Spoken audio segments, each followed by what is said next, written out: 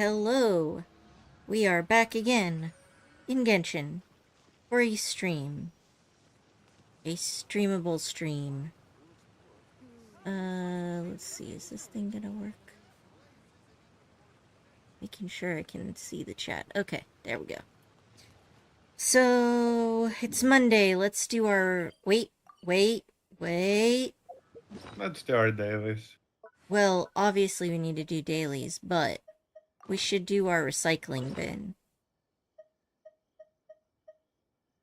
Oh, alright. I always forget. Yeah, me too. Mind the side effects. And if I don't do it on Monday, then it just fucks up my whole schedule. There we go. The rewards aren't that bad anyway. Yeah. Let's see, what are we doing on dailies? Well, they're more polite than last time. Let's start on Thunderbird Land. Okay. Thunderbird Land, go! Yoink.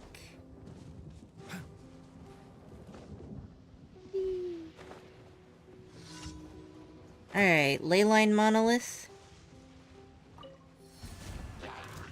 A bitter pill to swallow. There is no escape. Seems like an emergency.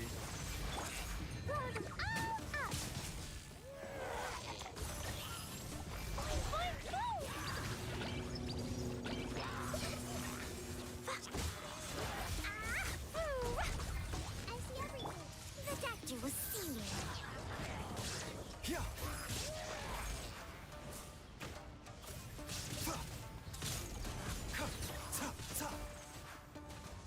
A bitter pill to swallow.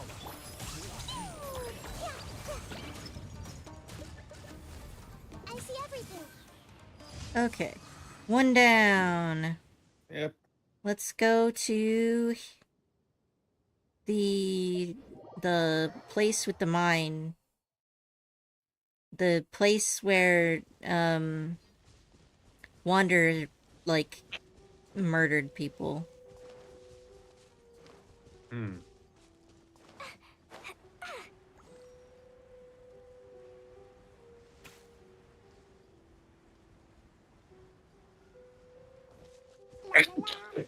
Yoink.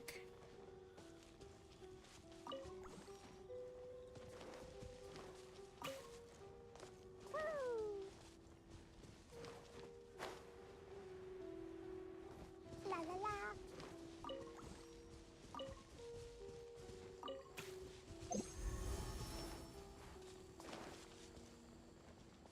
Alright, what type of daily is this? Oh, okay.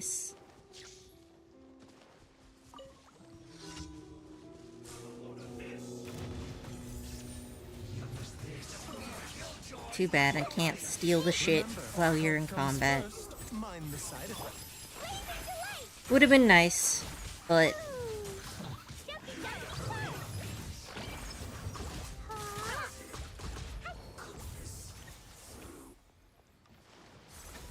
Well, here you go.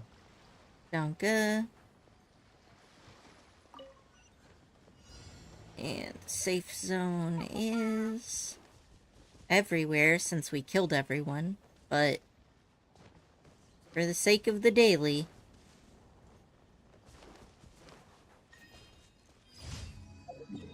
And Vitarasuna. Oh, wait. You know, I don't remember which mine it was on that Wanderer killed people. Yay, I did it. Okay, but... Wait, no, I didn't. Oh! Alright. Gotcha. This was my fault. I pressed the wrong button. A bitter pill to swallow. I was pressing triangle to try to, like, glide, but I need to press X. Rip. I'm just dumb. Or my muscle memory is just the worst. Where are we going? In the right place. Ah! What am... No, no, no! I already got it. Leave me alone. What are you doing? I'm not doing... I was trying to open the map. I pressed the wrong button. All hell broke loose. It was awful. Ah, I see. Well, I'm just chilling here. Well, I'm almost there.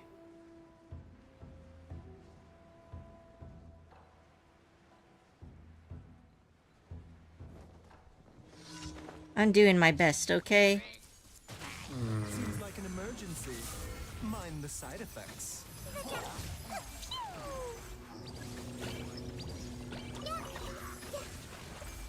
hold hands.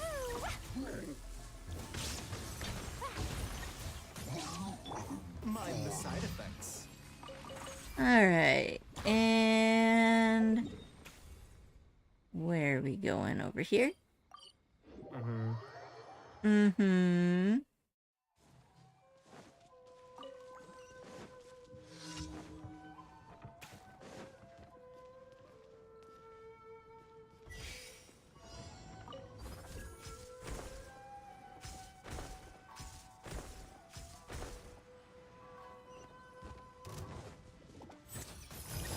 Yeah, you can tell that the Spider-Man points that they did were just an improvement upon the, laser points. Yeah. Man, I loved the 7-second stream earlier. Oh, wait, there was a 7-second stream? What was that?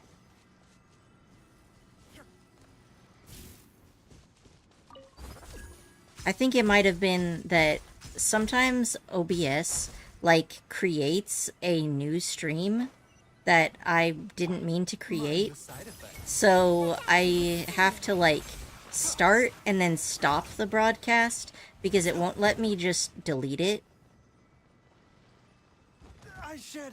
Well, that was awkward. I got stunned. Death? I did, because I got blown backwards, but then I was stun locked, so I couldn't open my frickin' glider. So I just frickin' died. A bitter pill to swallow. Well, you probably failed this one, but hey, I found the chest for you. Oh, thanks. Yeah, you made a stream called Let's Play A Wonderful Life. Oh, yeah. Yeah, that's because, I've been playing the A Wonderful Life remake, the Story of Seasons thing. So, Mind the side effects. I've got a way to edit videos, but, like, they take up a lot of space. So, I've been doing private live streams so that I could, like, later try to edit it into, like, a review or something. And that would also be a way that I could potentially... You're gonna restart the daily? Or... Oh yeah, I should do that, huh? Yeah. Yeah, because I was thinking, a lot of the gameplay for A Wonderful Life, you know, it's a simulation game, so it might not be so fun for people to watch, since there's a lot of repetitive content. But if I made it into a video that only has the best bits of the stream, that would work better. Thanks, Coffee.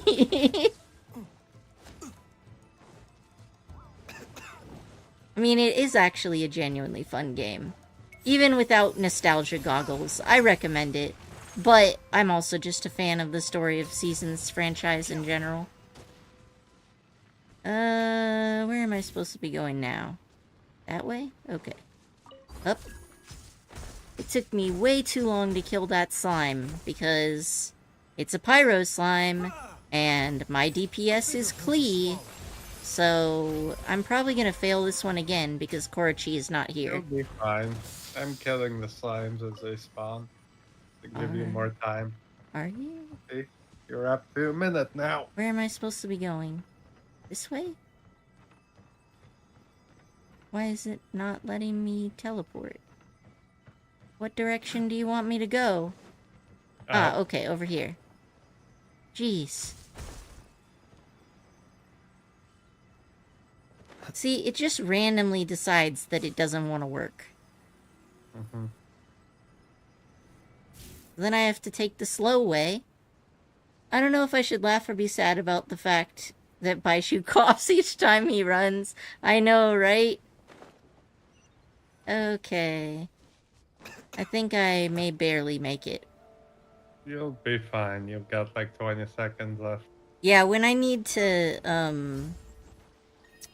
when I need to run, I always just switch into a different character. Because I just feel too bad. Mind the side effects. Like, Baiju, you need a nap. Alright. Up. We're doing bosses, yeah? Mm-hmm. If I can remember which buttons are which. How long do we have until Fontaine comes out, by the way? I think it's, like, coming up. But there's some other stuff we need to get done. Like, Yeah. I need to do the Yoimiya quest. I'm sure that it probably won't lock me out of any content, but just in case.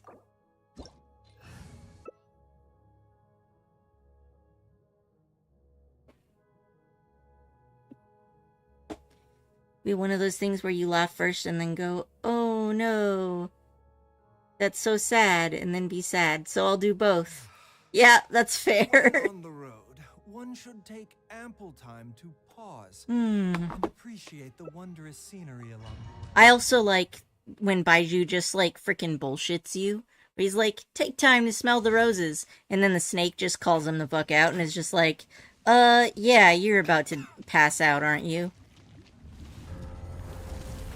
You can't fool me. Alright. Remember, health comes first. I have a shield now. Toma is actually really fun to use with Baiju.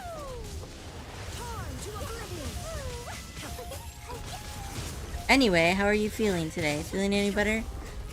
You know, I am actually physically not in good condition, but I have an incurable disease, Oh, look at that. so that's sort of to be expected.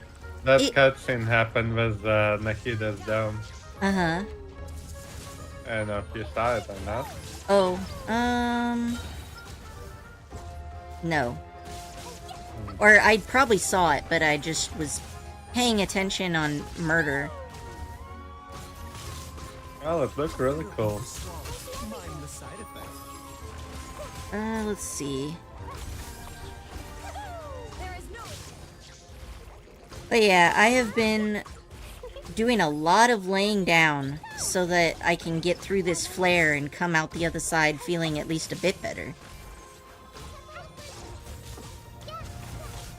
But it is such a pain in the ass to just lay in bed all day.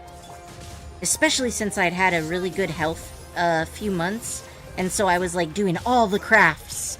I was like, yeah, I'm gonna sand and dye and stain this chair. Are you okay? Are you sure you should be streaming? Do you need rest?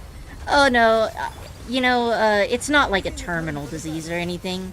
It's just one of the ones where it's like, you'll have it forever, and it will just make your life way less convenient. And I've been trying to do more shorter streams instead of the really long ones, because the long ones can be more physically taxing. And the thing is, like, if I only stream when I'm at peak health, I would probably only stream, like, I don't know, once a month. Never. Or never. Yeah, a few times a year. It depends. Some years can be really bad, and some years can be pretty okay. Scar... Wanderer Dungeon. Yeah, so, like, that's just the natural cycle, you know? It's the same with, like, you know, if people have allergies, you can live your life and you can be okay, but certain times of the year are just gonna be hell for you, right? It's a similar thing, just turned up a few degrees. On the bright side, it gives me lots of time to read. I have read so many books. I feel like I could read more books in a week than most people would read in, like, a year.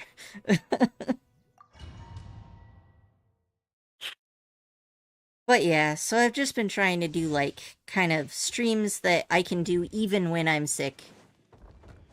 Yeah, you're doing the exact same bosses I did with another streamer. Yeah, it's Monday. The weekly bosses just reset. You know, I've been gathering the mats for a while. I should probably actually level up, Kaveh. Because he's been waiting on the mats from that dragon. And I got him to Friendship 10. And then I've been running Baiju, right? So, like, Baiju... If I'm running Baiju, I can't really run Kaveh in most setups, especially if Korichi is running with, Nahida. Because, you know, then we'd have 3 Dendro, and we have nothing to interact with it, which, like, sucks. So I haven't used Kaveh at all, because Korichi and I made a blood pact, that... Oh no, run away. Don't die. That he ran using a healer for 3 years, since Genshin started, because there was no male healers, or no husbando healers, and,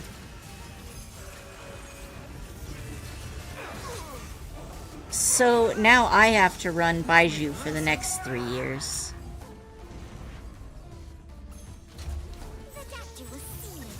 Mind the side effects. And there we go. Oh, is reality pain? I don't know, man. Maybe you need to take a chill pill. Get some therapy. I'm sure you'll feel better.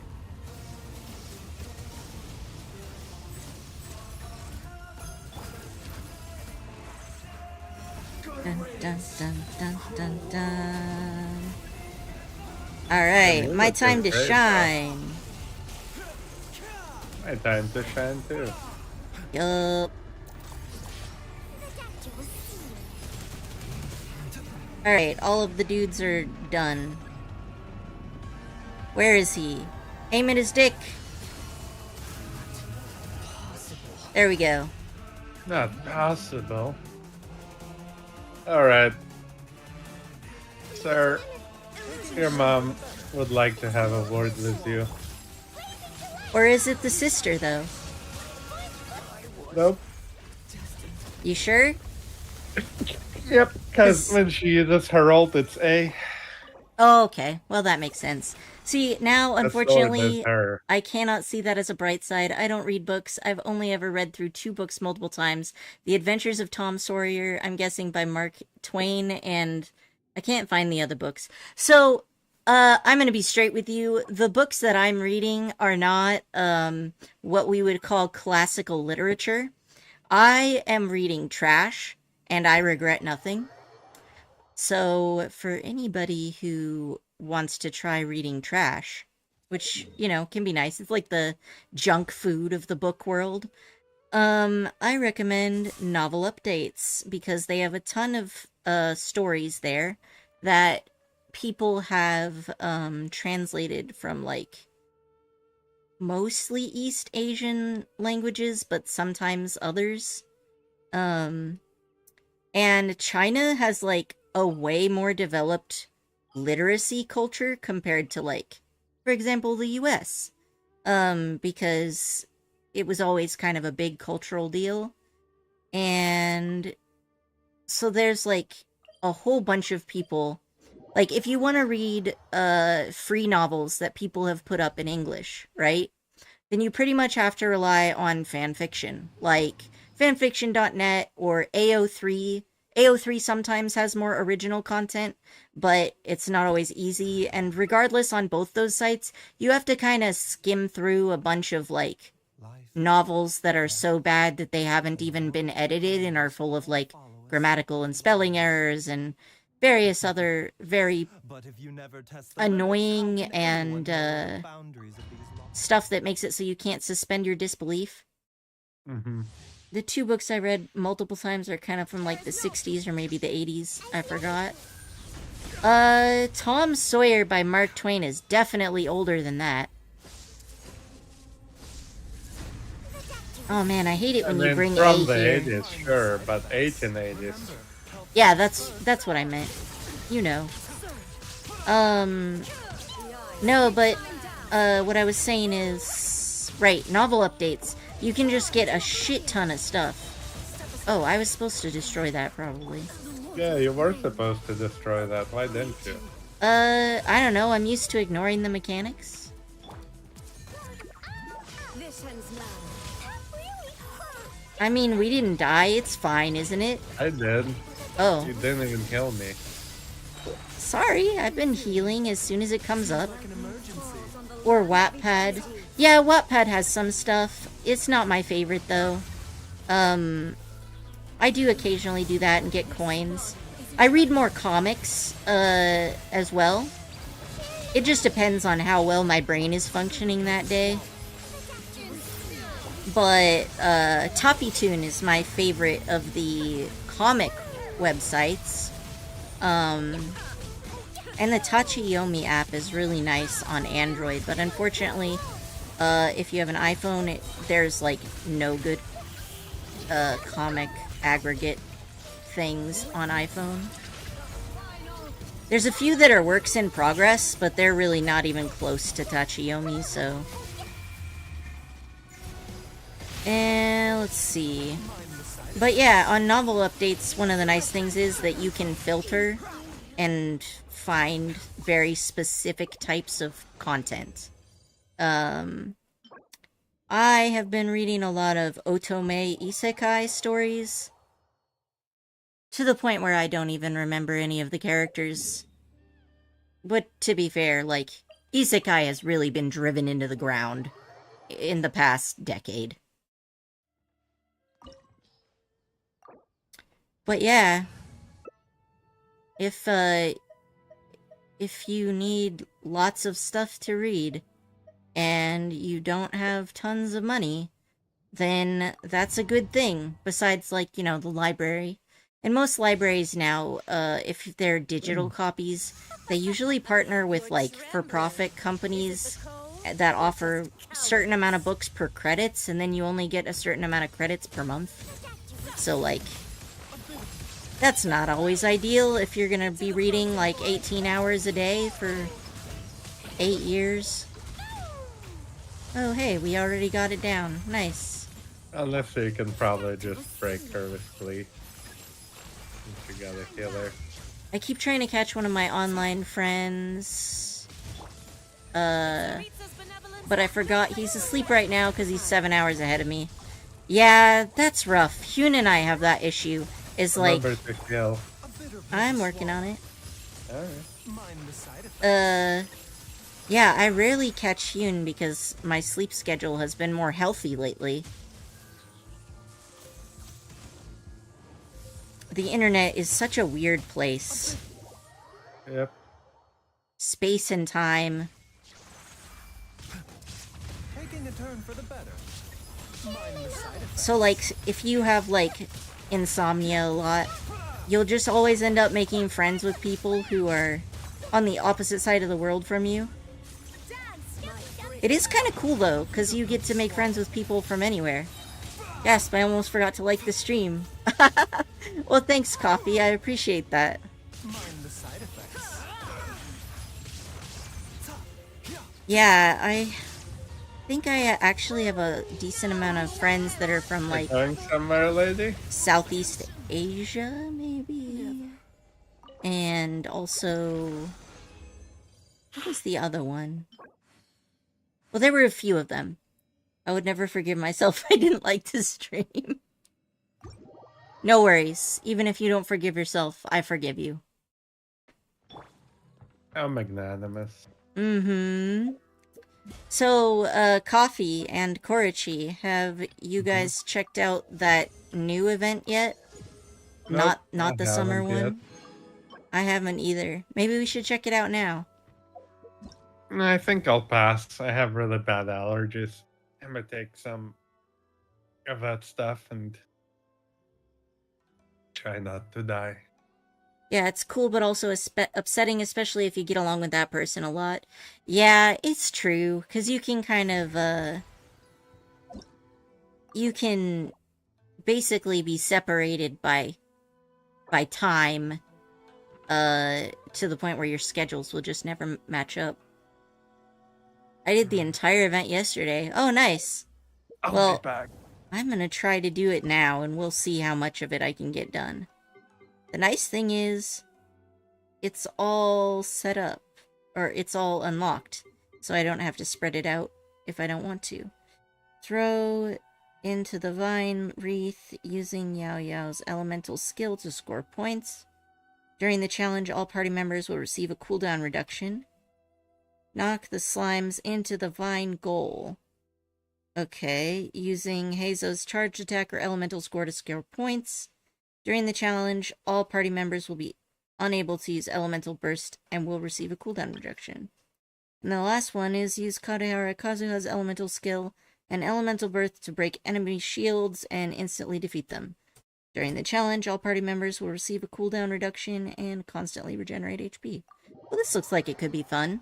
So they're just doing some stuff to, like, show off the unique aspects of various characters.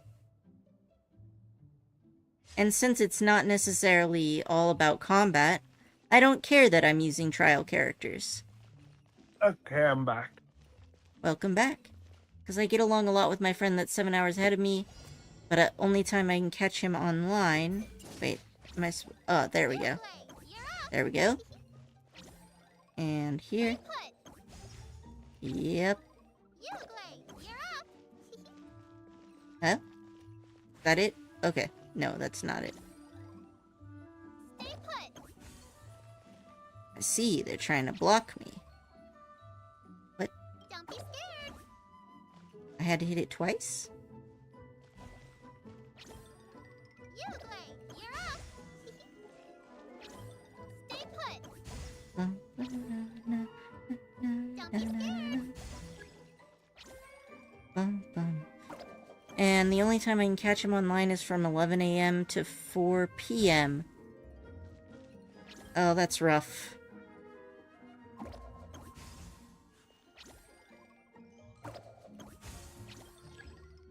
Nope, don't you dare. I am... Oh man, I didn't get them all. Dang. Don't be scared. Yeah, You're up. and I've been waking up late recently. Curses. Oh, okay, I got it. It's fine. Even possible to get all 3 of those before they disappear. You're up. I got 1. Stay put. But do I have to hit it twice? Don't be scared. Seems like it. Why aren't they disappearing? Stay put. I am clearly hitting it right. Oh, and my points are going up. The lighter color ones you can hit as many times as you want. Oh, okay, so they're infinite. Okay, I got it. Thank you, Coffee, because I was getting confused there.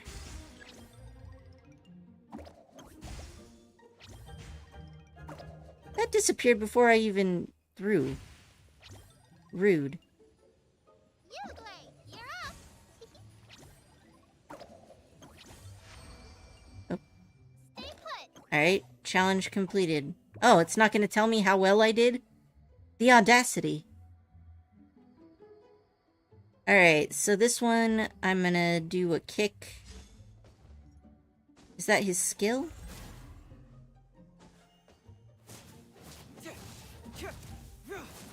Or is it just his charged attack, maybe? Yeah, okay, it's just charged attack. Let's see how far I can throw these guys. Okay, I like this. I like this one a lot. Okay.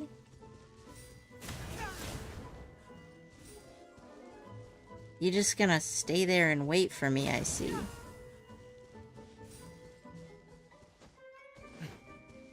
Okay.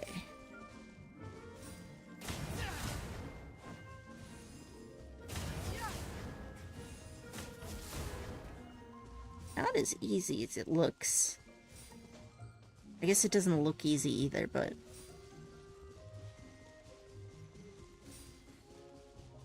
I'm like, why won't you go away? Yeah. Oh, okay. There we go. There's one I missed.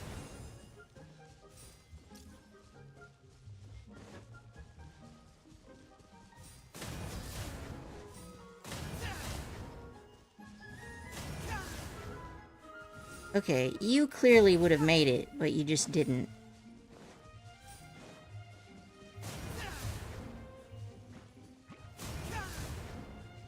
The fat ones don't travel as far, which makes sense. Alright, let's get these little buddies out here. What do these lights do anyway?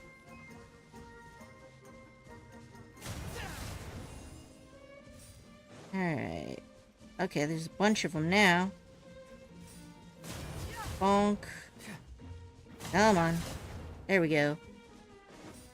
It is much more fun to toss the little guys. Wow.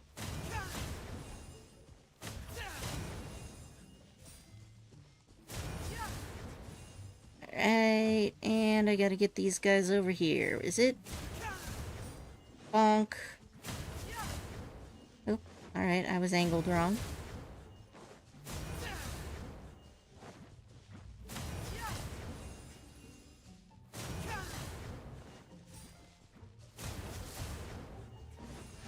Alright, playing soccer with slimes is pretty fun.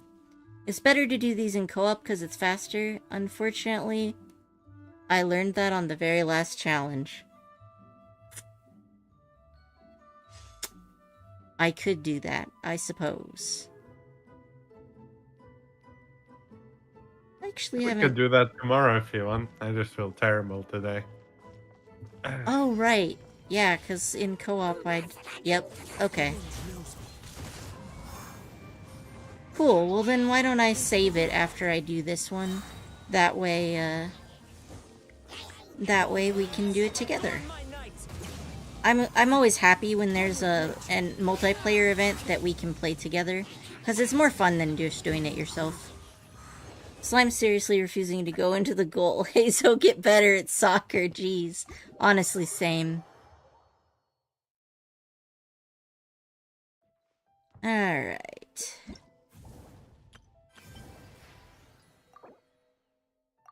Well, I got some rewards, so that's good. 90, 90, 90, 60. Okay. At least, we've got 6 days, so I can wait for you until tomorrow, Korichi.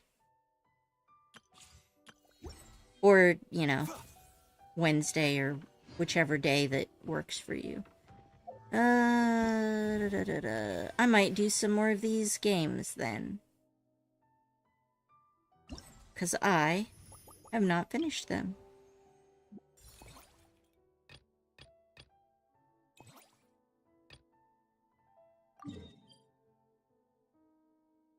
Oh, are any of these... Yeah, none of these games are multiplayer in the summer event, right?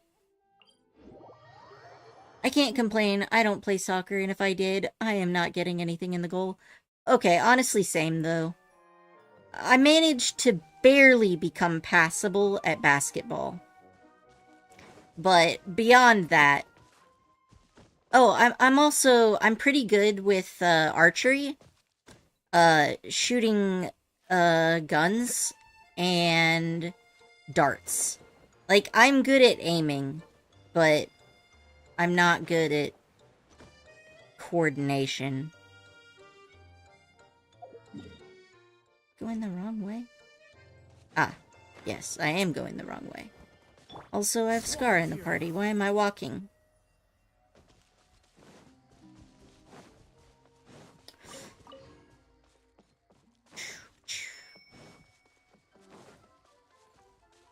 Yeah, on sports. So I actually grew up in like a super sporty family. And I was more like just an artist. And I guess techie. More art, really.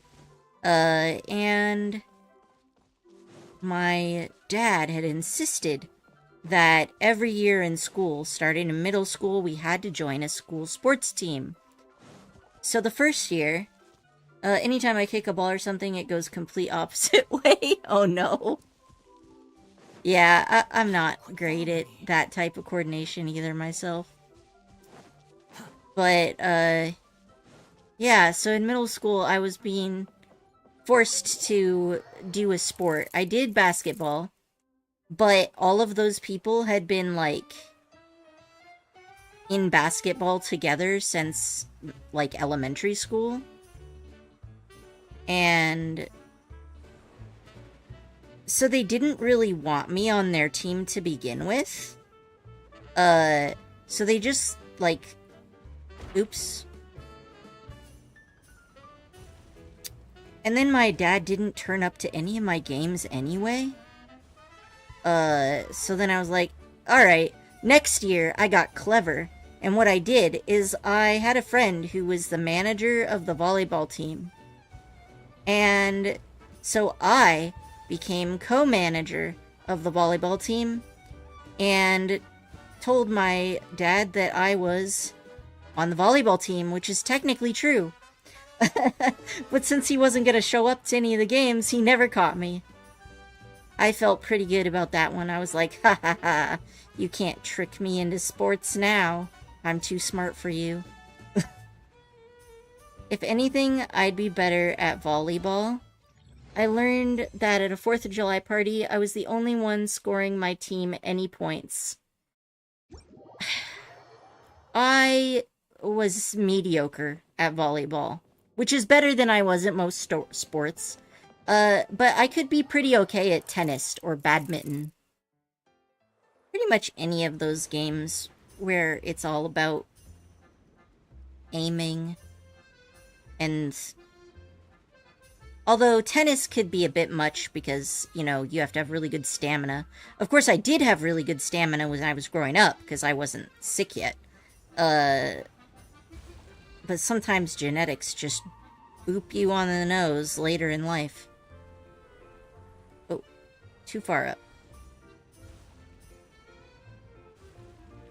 Why'd you do the same challenge? You know what? It's actually not on purpose. I just pressed a button because I was too distracted by talking. And then I realized that this was the same challenge, and then I was like, well, I made my bed and now I lay on it. Yeah, I did figure that out. I'll just pretend it's for more practice so that I'm really good at it when the swimming mechanics come out. I think I did better than last time, at least. So, that's nice. Let's see. Where's the next challenge I'm supposed to go to?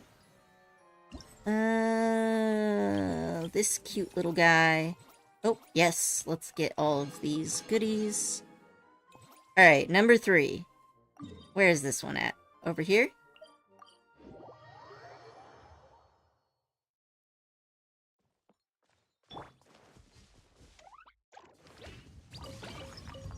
There we go.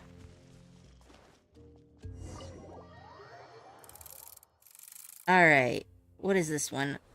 It's so weird that they call this the barking fox. It doesn't look like a fox at all. I mean, unless the foxes that this person has seen are very different from the foxes I've seen.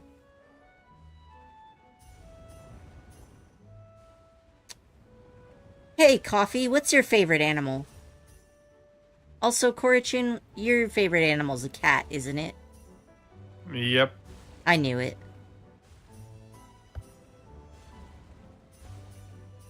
Certainly lots of these blades. I wonder if this is like... So, you know what MiHoYo does? Yeah, it's just for practice, duh.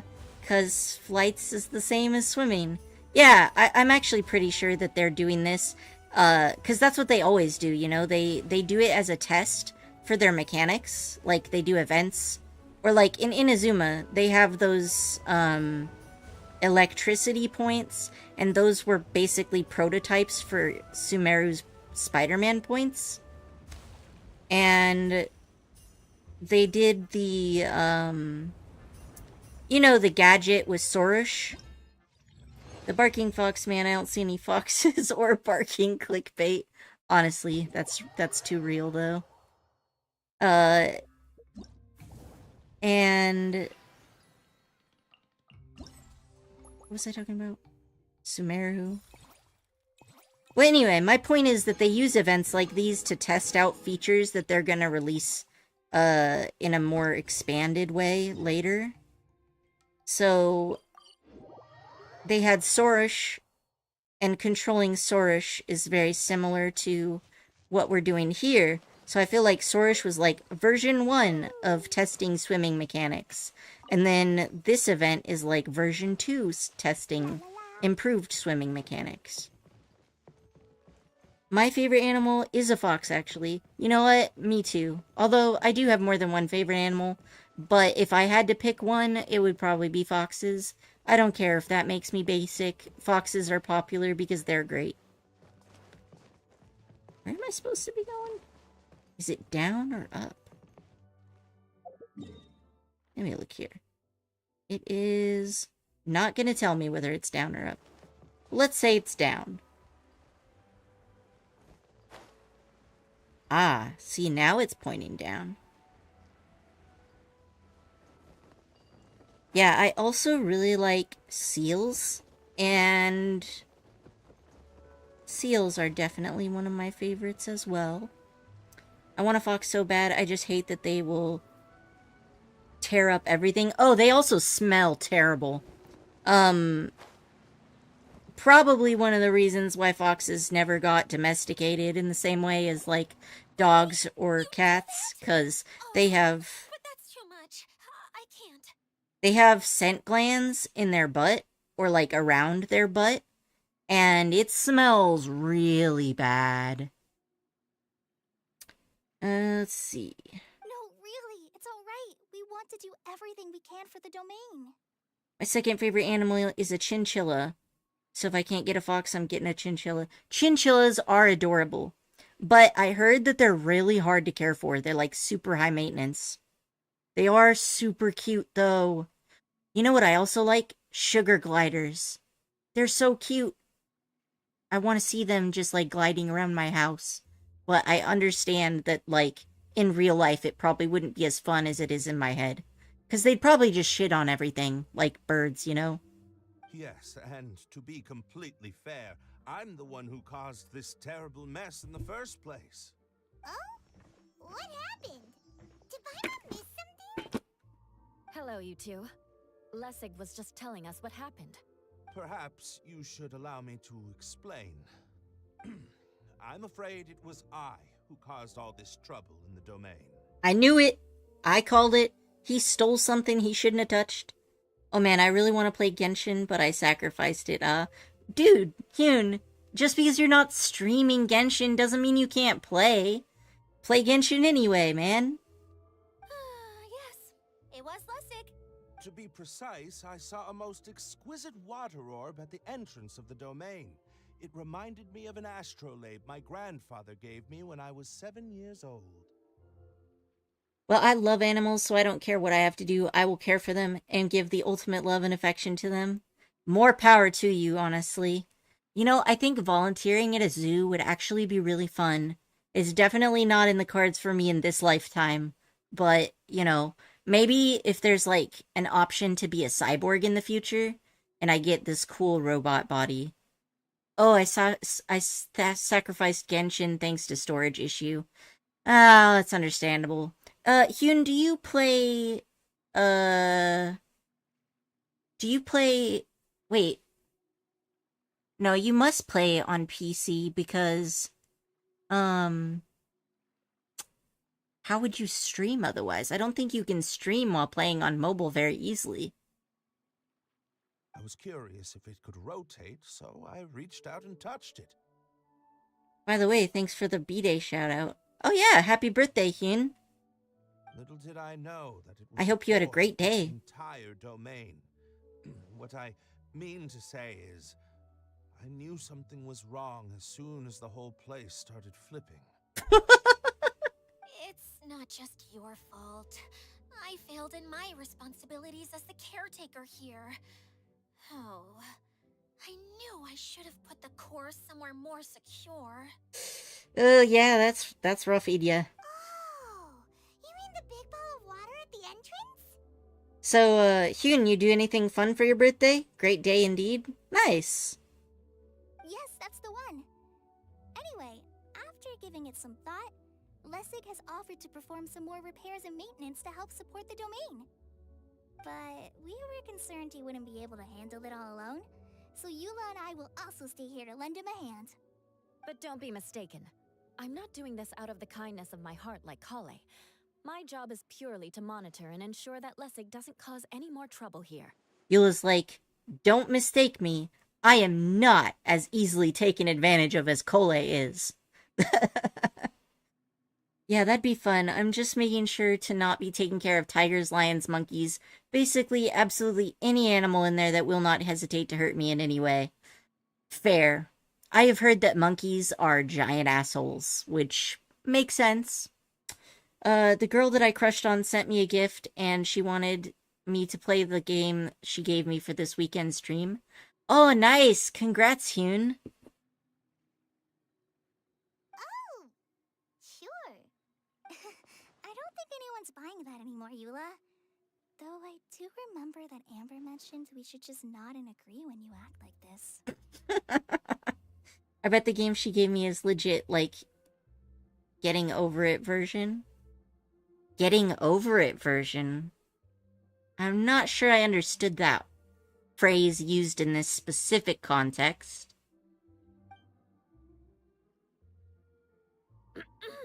Eula's like, okay, I'm just gonna pretend like I didn't hear that. Listen, Cole, some people are very obsessed with what is known as face. Right. You better not slack off today, Lessig. Also known as reputation. No, I'll get right to work. Alright, but I gotta say, Either way, Lessig is going to be in charge of making lunch for everyone today. Eula has a good idea though, because if you are known as a very nice person, then you definitely are going to get taken advantage of a lot. So it's fine to be a nice person, but it's also smart to maybe pretend to be less nice than you are. A game that would send people rage. Oh no. Hey, random question. Do you think you can guess my age now by how I've acted so far? Out of curiosity. Coffee? I'm actually thinking you may have told me your age.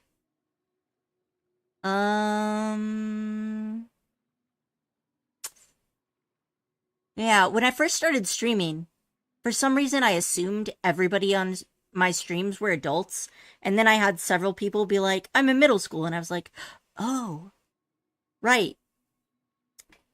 Like, minors also use the internet. So, I don't know, maybe, alright, I can't say that, because that depends on country. I don't know, I'd say maybe 14 or 15, or... Wait. Yeah. No, I'm getting people mixed up. I'll just go with that, but I actually am really bad at telling people's ages. Even looking at their face, I'm actually partly face blind. But in this case, it's probably just my social skills being low. I don't think they meant to add version, because version isn't in the title. But if you don't know the game called Getting Over It, that's a bit shocking. Oh, Yeah, I don't know the game called Getting Over It. What's that game about? Have you heard of the game Only Up? Nope, I haven't heard that game either. Never told you my age, actually. That's fair. This game is more like Getting Over It version of the game. No checkpoints. One mistake, and your time from getting back up there will be gone to waste. That does sound frustrating. I guess it's a good game to show off your skills, though. Let's give him a chance to redeem himself. I just turned 13 on July 8th. Alright, I was within 2 years. But to be fair, when you're a minor, 2 years is a way bigger gap than as adults, right? Like, the difference between a 20-year-old and a 22-year-old is like, 20 and 22 is not that big of a gap. But if you're like 13 versus 15, it's only a 2-year gap, but there's a pretty big developmental gap. And your birthday was on July 8th? Oh, that's pretty recently. Well, happy late birthday to you too, Coffee. No hard feelings, but she bought it to me as my birthday gift. Hyun, I think that this means challenge accepted. Yes, I'll do my best. No need to worry. What was that? No, I mean, thanks everyone for giving me a chance to redeem myself. I can already feel new strength kindled inside me. Ha ha ha. No, maybe that's just the heat of the oven. The oven? Basically, Getting Over It is a game that you try to climb up. The character is literally in a pot with like a pickaxe or something and trying to climb up a big mountain. Okay. And it's timed, right? So that's giving me like Catherine vibes. I don't know if anybody else knows that or has seen that one. I got it when I was younger because I liked playing Persona games and they made Catherine, so I thought I'd like Catherine too, but instead, Catherine just made me super anxious and I never touched it again. Like Hyun says, no checkpoints or anything, and it gets harder along the way. You can easily fall all the way back down to the start. Oh no, I could never play that game. This will be going to get frustrating. Yeah, I could see that. Oh, it's not timed. Okay, well, at least there's that. I hate time challenges. Like, anything that is timed, I'm just like, no. Please, release me from the mortal coil. My body cannot handle this amount of stress hormones. Yes. Very good. But you should conserve your strength. Many parts of the domain are still in disrepair, so we have a lot to investigate. Seems Adia has a little more pep in her step after finding others to help do the work. Now that you three are situated, we can focus on what the rest of us will be doing today. I'll go gather the others. We should get ready to leave as soon as possible. And there she goes. At least she seems to be happy. Yeah, I can see how that would be really frustrating, especially if you get, like, right to the end, and then, boop.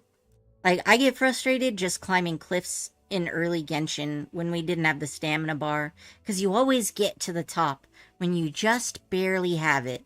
And I was playing Tears of the Kingdom, same problem, especially when it just starts raining on you. I'm glad they at least added the sticky armor, though. You ready for the rage this Friday night? Yeah. Well, the nice thing is, I think it's actually really fun to watch people play those really frustrating games. So I'm sure that you'll get a lot of views.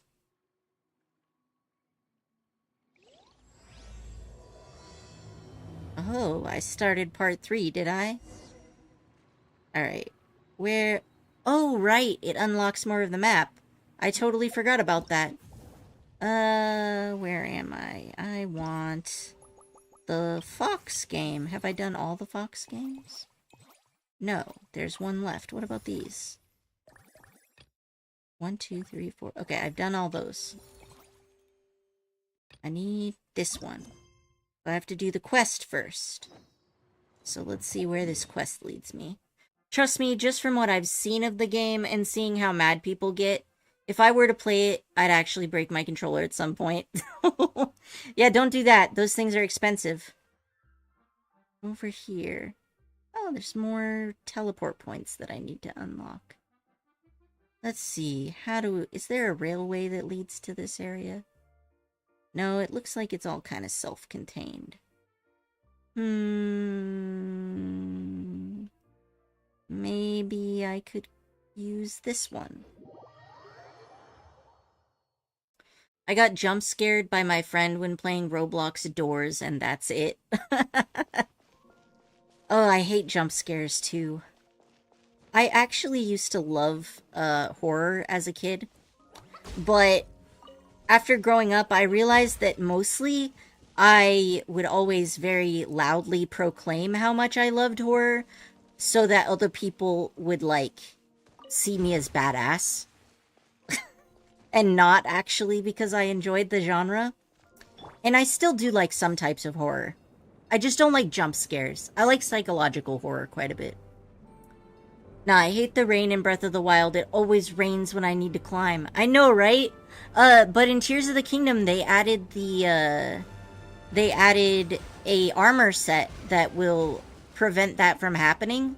And you could even be already climbing and then switch into a new armor set. So it did make that quite a bit better, which is nice. Alright, now I need to climb up this wall. Get that teleport point. Up. Let's see here.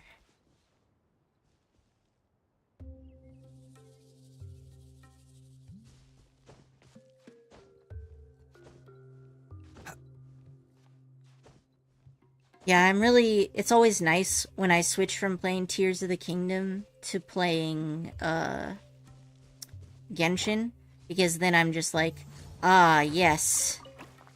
Now I am free. I have all the stamina and I can climb as much as I want. And the rain isn't gonna sabotage me either.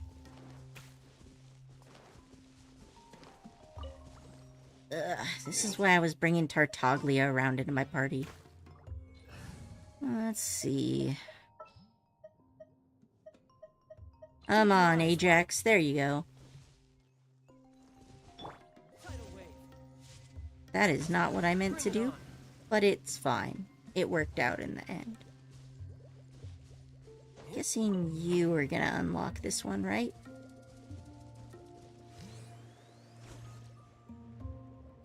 There you go.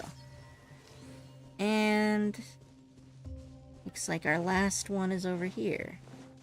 Up. Yeah. I can't. Oh, fudge.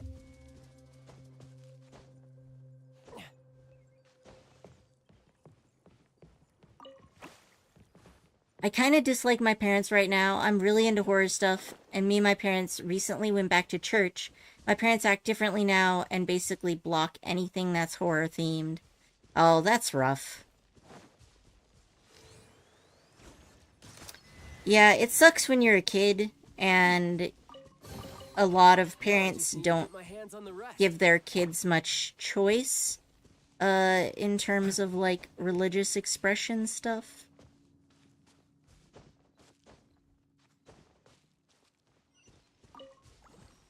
There we go. And also some people also are just, like, more strict about those types of things. And they won't even make a Halloween an exception for horror movies. It pisses me off. I can't even play any horror games other than FNAF. No details slips Oh, that's rough. What's a director? Do you have any friends who have, What we're looking for is named parents that Priscilla's. don't care? You could always watch horror games at other people's houses. Managing everything that happens on the stage, similar to how Idea is responsible for managing the whole realm. Wow! Sounds like Miss Idea must be way busier. You'd think so, wouldn't you? Care to comment on that at all, Idea? Oh wow, Kokomi. Going straight for the Maybe throat. Someone else can usual. Oh, hey. The life of an adventurer certainly isn't easy. Yep, gotta go crawling under the floorboards.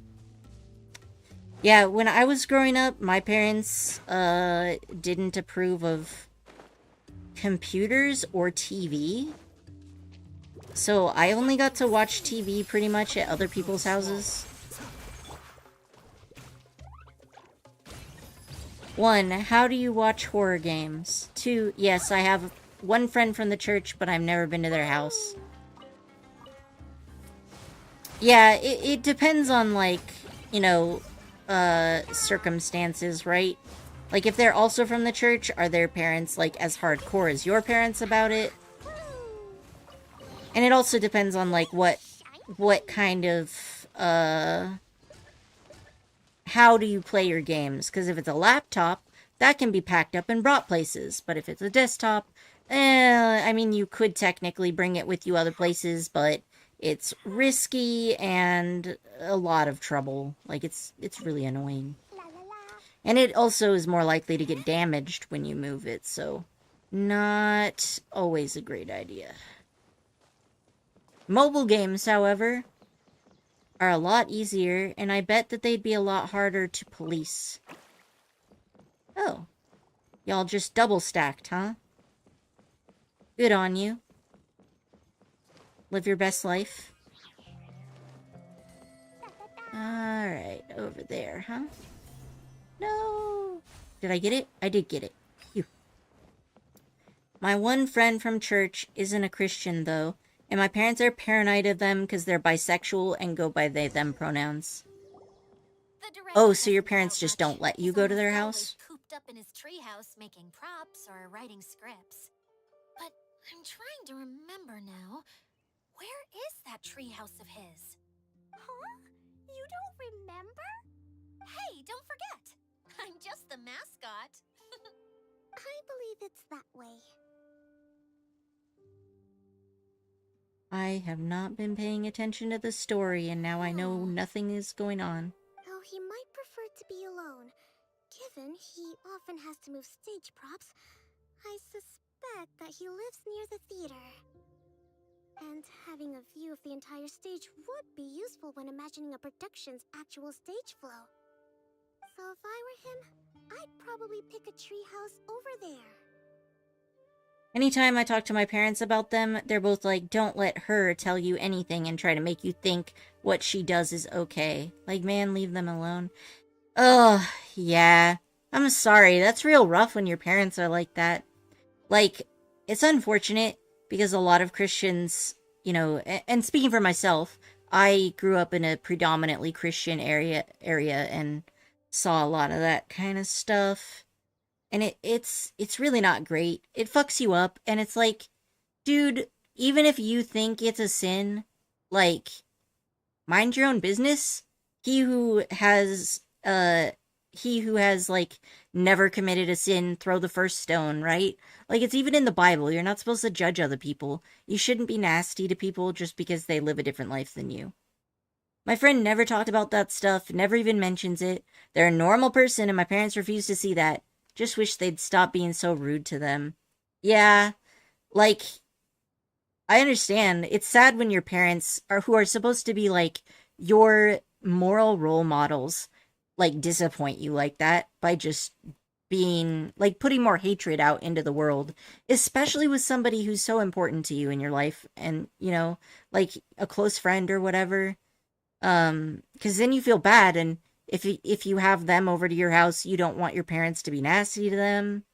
It's not a good situation. Sorry that you have to deal with that, Coffee. But how do you know which direction the theater is in? Simple. The overall layout and decorations look more exciting in that direction. Oh, good point! Why didn't I think of that? You didn't try. That's why. But it's okay. You're the mascot. Right. Gonna climb in here. Oh, no! Oh, man. I wish I was able to ascend through the floor.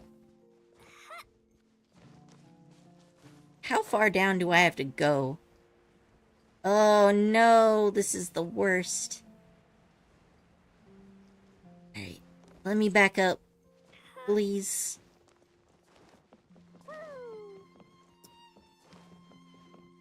Yeah, that's another thing that just sucks is like, when you're trans or like queer or whatever, other people turn your life into a political statement.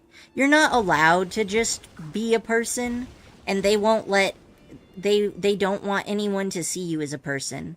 Like, they just immediately are like, politics, and it's like, man, can you chill the fuck out? I just want to exist and live my life in peace and like pet my cats and play games and talk to my phone, but everybody's like, no, you existing makes our children think that it's okay to be like you. It's like, my guys, parenting your children is your job. Like, you're just gonna traumatize your kids, and then they're gonna never talk to you again after they leave. Well, when they talk to them, they're nicer, but when I talk about them without them around, they get annoyed anytime I mention them without them around, and try to play it off by smiling and nodding. Yeah, it's just like two-faced behavior. I get what you mean. Oh, wait. Hide and seek, was it? I was not paying attention. Let's see. Where's things that are places where they're not supposed to be? How about this? And... maybe something up here? Oh. Nope. Climb. Up. Aha! Alright, only one left now. Anything that looks suspiciously bubbly. Aha! This one. There we go. Nice. Yeah, as a trans person, one of the ways that you can tell when people are talking about you behind your back is when it's been months or years and they still can't get your pronouns right. It's because they're bad at code switching. Every time you're not around, they'll misgender you and say nasty things about you, and that's why it takes so long and they still can't get it right, because they unfortunately don't care about your feelings, and that's unfortunately just a fact of life. Better to be able to identify those people and surround yourself with people who are nicer. Like, of course I'm a Christian. I believe in God and the Bible, but dude, I'm not gonna judge them just because they're what you call different. I know what they're doing is a sin, but I won't complain. I mean, everybody's got their religious beliefs, but another thing about Christians specifically is, like, Jesus was, like, best pals with a sex worker, right? And I'm sure a lot of people would consider sex work to be a bad thing. I don't. I'm like, yeah, get that money. You do whatever you need to do. But, beliefs aren't an excuse to treat people like they're less than human, right? How am I supposed to get up? I'm too high now. Oops. Wrong buttons. Where am I going? Yeah, and another thing is, like, sins are obviously not all equally bad. They're hitting me with, oh my gee, you have a friend who does this one sin. Oh, they're a terrible person. Yeah, that's exactly it, right? So, like, in the Bible, especially if you're looking at, like, Leviticus, which it doesn't actually necessarily say anything about gay people, because the line that they always quote is about, like, Sodom and Gomorrah, and the example they use is a rape, which rape is bad, regardless of what sexuality you have, right? So it's not necessarily a clear-cut example there. But putting that aside, the Bible also says that wearing clothes of two different types of fabrics is a sin, and you know, it has a bunch of other stuff that we now know are not something, you know, horribly awful, or at least culturally people don't seem to care that much about. And the issues that people have with, like, gay and trans people are much more cultural than they are, in the actual religious texts, I would say. Right? Like, the Bible does not have, like, 50 billion lines going on about how gay people should be put to death. Like, the Bible, just purely from the Bible, being gay is not, like, the worst sin. But people culturally treat it that way. So, it's one of those things, right? Okay, so I'm supposed to go up there. Okay. I'm gonna climb up there. Yeah, and another thing is, like, there's also the whole Jesus died for our sins, which technically means that you could sin as much as you want because it's already been paid for. But also, in general, like, nobody lives a life free of sin. Unless you're like, if you died as a newborn, okay, maybe you lived a life free of sin. But everybody else is like different things, right? Like in Mormonism, you're not allowed to drink coffee. Seventh-day Adventists, you're supposed to be a vegetarian. But there's definitely a lot of Mormons who drink coffee and alcohol, and there's a lot of Seventh-day Adventists that eat meat. Like, everybody has their own things. And it's not that big of a deal. I just feel like people who spend that much time worrying about other people's lives that affect them in, like, no way, it must be really tiring. Like, that's so much energy. I'm so mad that I can't fit through here. Clearly, Klee is small enough. Anyway, I just feel like if you're gonna use that much energy, why don't you spend energy on doing things that make the world a better place and, like, putting out good things into the world? That seems like a better idea to me. And it would probably also make people think better of the religion if converting people is important to you. Alright, so I'm supposed to shoot this thing. Anyway, not to go on a ramble, I had religious trauma growing up.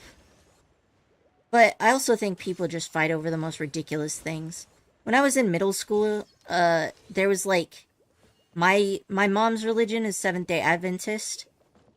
And, she was raised in that. And all of the people in my area were, like, some other types of Christians. And they always worship the day of rest on Sunday. I mean, yeah, that means you can sin as much as you want, but kind of not a good idea, because then you can't come back to it if you need to. You can't come back from it. I suppose I could see that. Like, in my opinion, if putting away the religious sin aspect of things, and instead replacing it with, like, the idea of morality in general, right? For myself as an atheist, that's it, right? What matters is whether somebody is being hurt, right? Because it's all about empathy and compassion. And for whatever it is, like, doing evil things and living in constant negativity, even if you're a totally 100% selfish person, that makes your life worse, right? So if you want to live a happy life, sinking yourself in with negative emotions and unhealthy coping mechanisms, first and foremost, is gonna screw you over, right? Leaving alone whatever moral obligations you may or may not have with other people. Well, no matter how much you sin, you can come back from it. It just depends on how much you sinned, because if you sin too much, it's gonna take, like, forever to come back for it. Yeah, I get that's like the concept of like limbo, and it's also a theme in a lot of other religions that have like reincarnation cycles where you're working towards enlightenment, and here like you're working towards heaven. It's all kind of a similar concept. Let's see.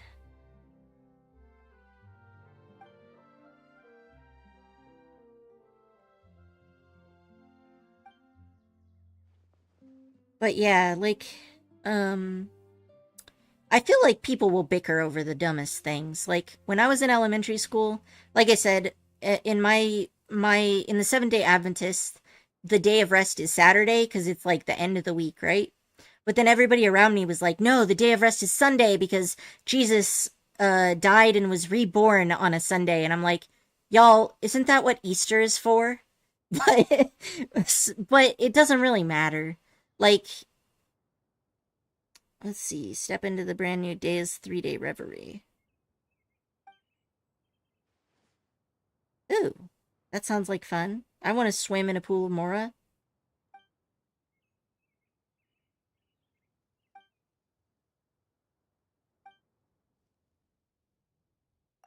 My uncle took almost 30 years to come back from sin, and now he's full on Christian that doesn't drink anymore, but even he has gay friends that he doesn't freaking judge. Well, I mean, yeah, that's because, honestly, the only people who care about gay people are just, in my experience, kind of just nasty people who make themselves feel better by shitting on others, right?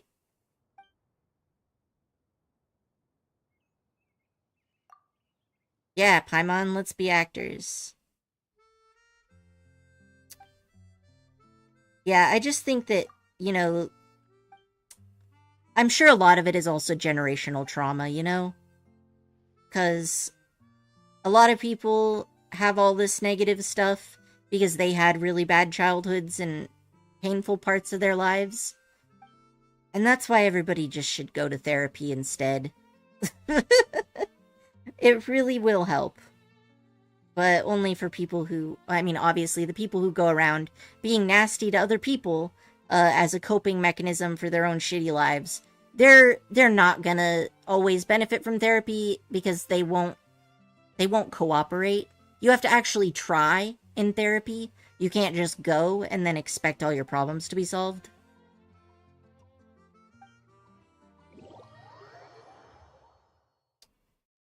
Alright, what are we doing here? Yeah, the modern day is so weird because, like, we're more aware than people ever have been about how different things are in different parts of the world. Like, a lot of Western gays have a lot of stuff to say about, you know, whatever and whatnot. And then in other parts of the world, people are still being, like, put to death for being gay. And then it's just like, I don't know, man.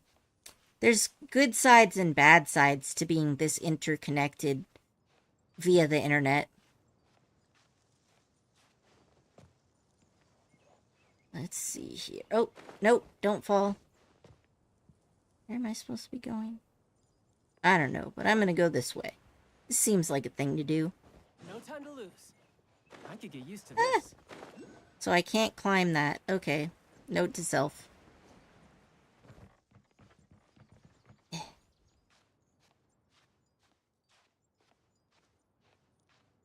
But yeah, man. Life would be so much better if it, like, everybody just learned to mind their own damn business.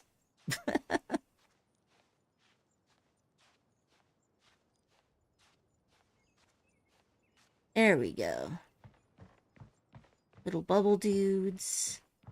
We got a box. Aha! After spending time in Inazuma for my dailies, I feel like such a breath of fresh air every time I go into Sumeru. Because, like, the Spider-Man points are just so much better. Alright, so there's supposed to be something... Are they both down below? Oh, you can't see them here. I see this one channel show up a few times of this little girl that's literally forcing a smile that apparently chose to change.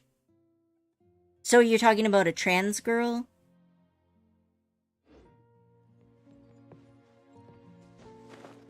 I'm not sure what channel you're talking about.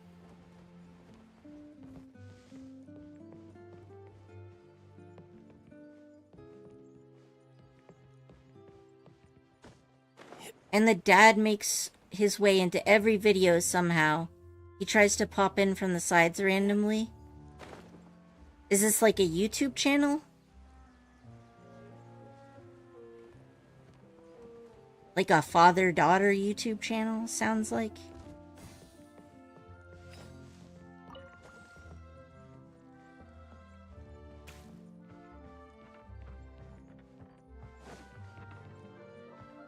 Where are we going here?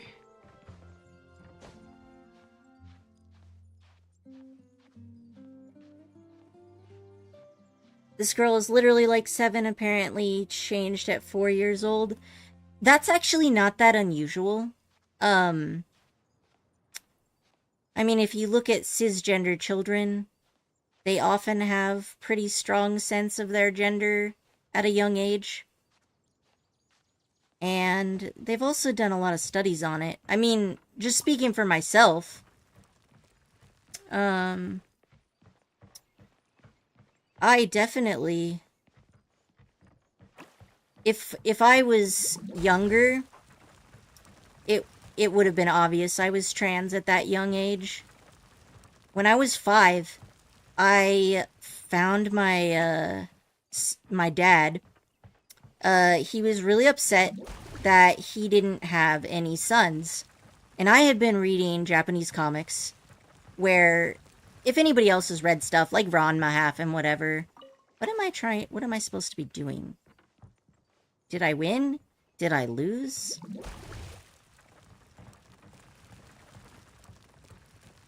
Yeah, it's a YouTube channel, but I honestly forgot the name because I blocked it. And it's a family channel and they have like 3 other kids that they force into videos. I think that parents using their children for clout is pretty sus. But it, just from a scientific and health standpoint, like, it's not unusual for young kids to know that they're trans. I have no idea what I'm supposed to be doing here. I guess they're dancing, so I did something good. Not bad. Not Yeah, I chopped off my hair and I was like, I'll be your son now, Dad. And then it was like, I was very confused about why my parents were not happy about that. I thought it was a great solution. I was like, man. Here I thought that my dad would be so happy. Because that's the thing, is that kids don't know anything about all this political stuff. So, like, if like a very young child is, like, being overt about how they feel about their gender, that's not usually, like, just shit that they've absorbed, right? They're a bit young to have such strong attachment to social pressures. Let's see. And I mean, it also makes sense if you've done research on the science side of the trans stuff. Let's see. Alright, so there's supposed to be a doodad below me. But I don't know where it is. Is it... Nope. It doesn't seem to be further down than here. But yeah, another thing is at that age, there's no medical intervention that's necessary. Like, not until kids hit puberty, in which case you just delay puberty. It doesn't make any permanent damages to your body. Like, so there's nothing wrong with letting kids explore themselves at a young age. Because worst case scenario, they change their mind, and then they just change their clothes, and everything's fine.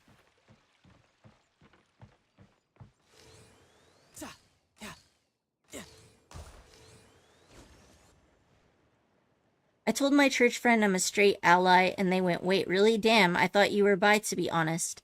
Man, if I was bisexual, my parents wouldn't let me hear the end of it. Yeah, that would be definitely a situation where you would maybe not want to talk about it. I myself never really came out as trans. I just left home, and then I just was openly trans outside of the house. And then my parents, I never really was like, by the way, I'm trans. But everybody else knew I was trans, so they just saw people interacting with me. And some of them were like, do you want to have a conversation? No, I don't want to have a conversation. I'm existing as myself. I feel like, hopefully, as society progresses, the pressure to come out will be less and less, because it's like, this is my business. I don't see why I need to, like, make some sort of weird confession. The people who are in your life and who already know you are gonna know, and the people who aren't in your life and don't know you aren't gonna know, and you don't owe them anything. I could get used to this. I have no idea where this little joyous ticket is. I really feel like I can go through the door. Oh my gosh. I've been ignoring these doors because I was like, there's no way that's a door, but it is. That's amazing. I love it. Okay. The little joy doodad is right over here. Nice. I don't like venting to my parents because I'm afraid my mom will yell at me. Anytime I try to explain myself when we're fighting or something, she'll start yelling at me and getting mad and not letting me say a word. Yeah, I can understand that. Like, you know, parents, if they're not happy with the relationship they have with their kids, is honestly usually a reap what you sow situation. Like, it's not even anything specific to kids, but just people in general don't want to have to, like, scream every time they see you. And if that's the type of behavior that you're doing, which is honestly, like, really immature for adults. I mean, it's immature at any age, but it's especially immature if you're, like, in your 40s or whatever, and you can't control yourself enough not to scream at a child. It's a bit, yeah, that's not a good look. What am I doing here? What's up this pole? Yeah. I am really glad that there's, like, so many resources online now. For people to learn about healthy communication styles. 'Cause if your parents don't have healthy communication, in the age before the internet, there was really nothing much that you could do about it. Like, you wouldn't even necessarily know that there was any other way to communicate with people. Until maybe if you went to college, maybe you'd learn it there. My mom always says, I want my kids to talk to me, but when talking to people, but how am I or my brother supposed to talk to you when you're gonna yell at us and not let us say a word? Yeah, right? I get that. Like, on an ever grander scale, no doubt. my dad had very severe anger issues when we were kids. And, like, for example, like, punch a hole in the door. And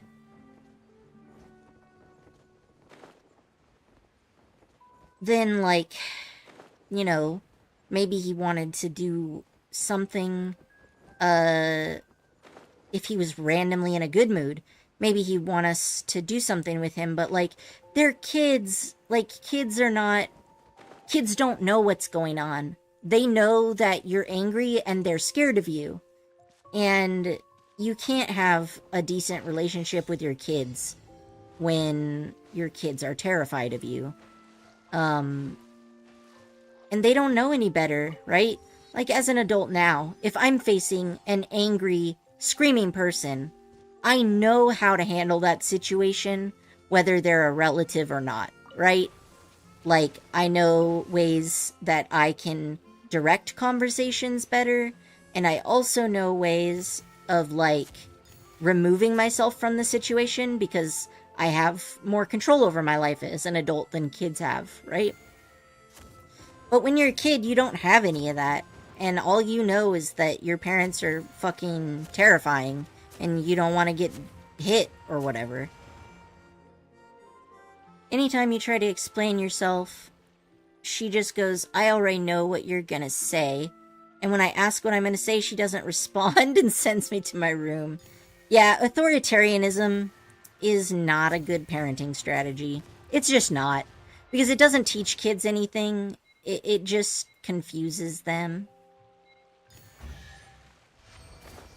And or it just makes them tune out everything they say, right? Because if your parent is just going to scream at you like you're wrong, whether you're in the right or the wrong, then when you're little, yeah, you'll just walk on eggshells around them, right? But as you get older and you start to become more aware of the world, they just lose all credibility in your mind. Because anytime they say something, you're like, well, they react with anger and violence anytime for any reason. So, like, what they have to say really has no meaning or value. And my parents ask why I have such an attitude, and I instantly side-eye my mom. And then I just shrug, because if I call my mom out, then I'm just going to get yelled at again. Yeah, see? Like, I mean, I get that a lot of cultures pressure people into having kids, lots of kids, and having them early. So I'm sure a lot of people just jump right into child rearing when they don't even have their own shit together. But in my opinion, like, Broke Boat Mountain? Oh my gosh, is that just, like, supposed to be about Breakback Mountain? That's great. Okay, 2 hydroeidolons board a boat, and they fall in love. Okay. Stand on the prow of the boat. It was abandoned because they were too energetic and couldn't stop moving for the big romantic scene. If I could catch the two of them on the prow of the boat at the same time, the scene would be perfect. Oh, okay. Am I supposed to, like, take a photo? Is that what this is? That's what this is. Okay. So, I'm gonna wait here. Yeah, because, like, if your parents aren't allowing you to communicate like a person, you're not gonna communicate with them like a person either. They didn't exactly model that for you. Wait, did I not take the picture right? The prow of the boat. Okay, but that's the only spot where they are. Alright, I'll just try to take multiple. In the center of the frame. Alright, so I got one. Aha! That's the true lesson of life. When you're taking photos and it's not working out, just take a whole bunch of photos. Chances are one of them will turn out okay.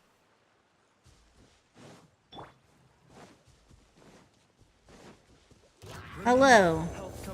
I would like to introduce you to a fiery death. Thank you.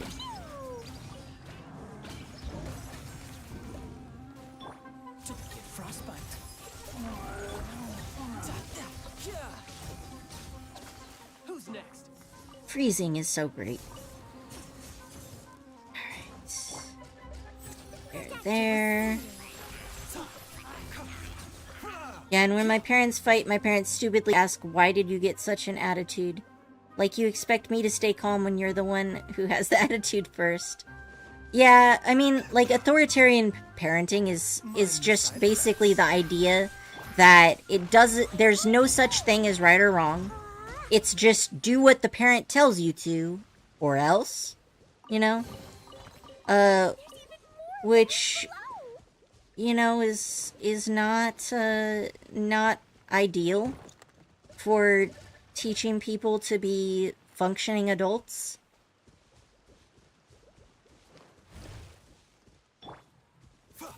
Ugh. I'm sure that I was supposed to be doing something for a quest, but, like, I'd just sort of been wandering around. I guess that's okay, though. Oh, sure. You start putting these in here the second I remove Wanderer from the party. There we go.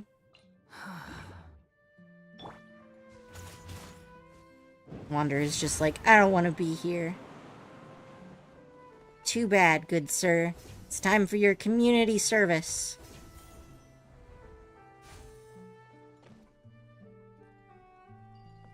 Like, man, my mom has cussed at me and threatened to punch me because I couldn't brush my hair within, like, a minute. Yeah, that's what is known as abuse. Like, threatening violence on your kid for not brushing their hair fast enough is definitely not. That is not healthy, functional behavior. Sorry that you have to deal with that, Coffee. Unfortunately, sometimes you just kind of gotta hang in there until you're able to move out when you become an adult. And in this economy, that can get delayed a lot. Like, my sibling stayed living with our parents until, like, age 26 or something. And it took way longer to heal compared to me, where I just was like, alright, I'm 17, I'm moving out, and I'm never coming back. And that was an excellent decision that I have never regretted. What is this? It's mine now. Alright, but the rule of 3, there should be at least one more, right? We weren't even in a hurry. The worst part is when they're yelling at me, they stop to ask why I'm crying. Like, man, y'all just screamed at me. What reaction do y'all expect? Yeah. No, my dad did a lot of that growing up too. His whole thing is like, if anybody cried, then he would immediately be like, you're being abusive to me because you're crying in order to make me look like the bad guy. And it's like, dude, yeah, you made a child cry, and it's definitely because the child is emotionally manipulating you, and not because you frightened or hurt the child. Okay, glad to see all your brain cells are functioning properly. They really expect me to be like, okay, mother and father, I'll stay calm in this upsetting situation and smile the whole time and willingly agree with you. I love you guys. Yeah, that's just not how anything works. Unfortunately, for a lot of people, they see children as more of, like, their physical possession rather than, like, an independent human being. Which is why they do things like, I don't know, if something is going bad for them or they're upset, they just take it out on people around them to make themselves feel better. And it usually doesn't even make them feel better, it just makes them worse, but a lot of people have this attitude of like, if I'm in pain, then you should be in more pain. And it's just like that saying, an eye for an eye and suddenly the whole world is blind, except in this case, it's not even an eye for an eye because the person that you're attacking didn't even do anything in the first place. And getting punished, like, not in, like, just ways, but there's another way. Consistency. Yeah. Like, parents also, it's really important to have consistency, especially if you're trying to teach your kid right from wrong. Because, like, you know, when I was growing up, I very quickly learned that, like, whether or not I was going to be, screamed at or hit had nothing to do with how good my behavior was. I was actually an extremely well-behaved child. And it was instead just based off whether or not my dad was in a bad mood. And I gotta say, like, that's not a good parenting strategy. Like, that doesn't teach children anything except to fear you. And I'm sure that there are some really nasty people who think their child fearing them is preferable. But I also think a lot of the time it's just like Take it and have fun. extreme negligent incompetence. I can act like myself around them. I can't act like myself around them either, with just my friends around, and online I'm really chaotic. But around my parents I'm quiet, and there's moments that I'll act chaotic. Yeah. Well, I mean, that's true, because they've already shown you that you can't trust them with your true self. So, like, why would you open yourself up for more abuse when you already know it's not safe to be vulnerable with them? Let's see. Where am I going? Oh, right.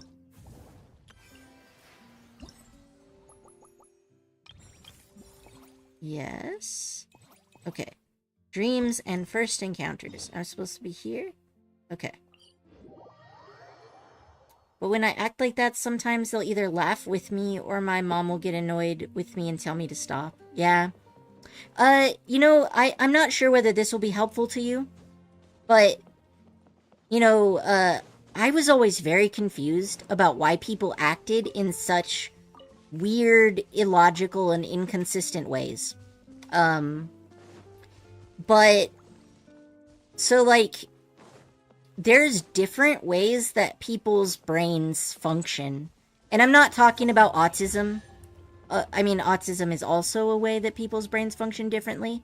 But I'm talking about, for example, about 30% of people have a voice in their head that's like a monologue, and that's how thoughts work for them.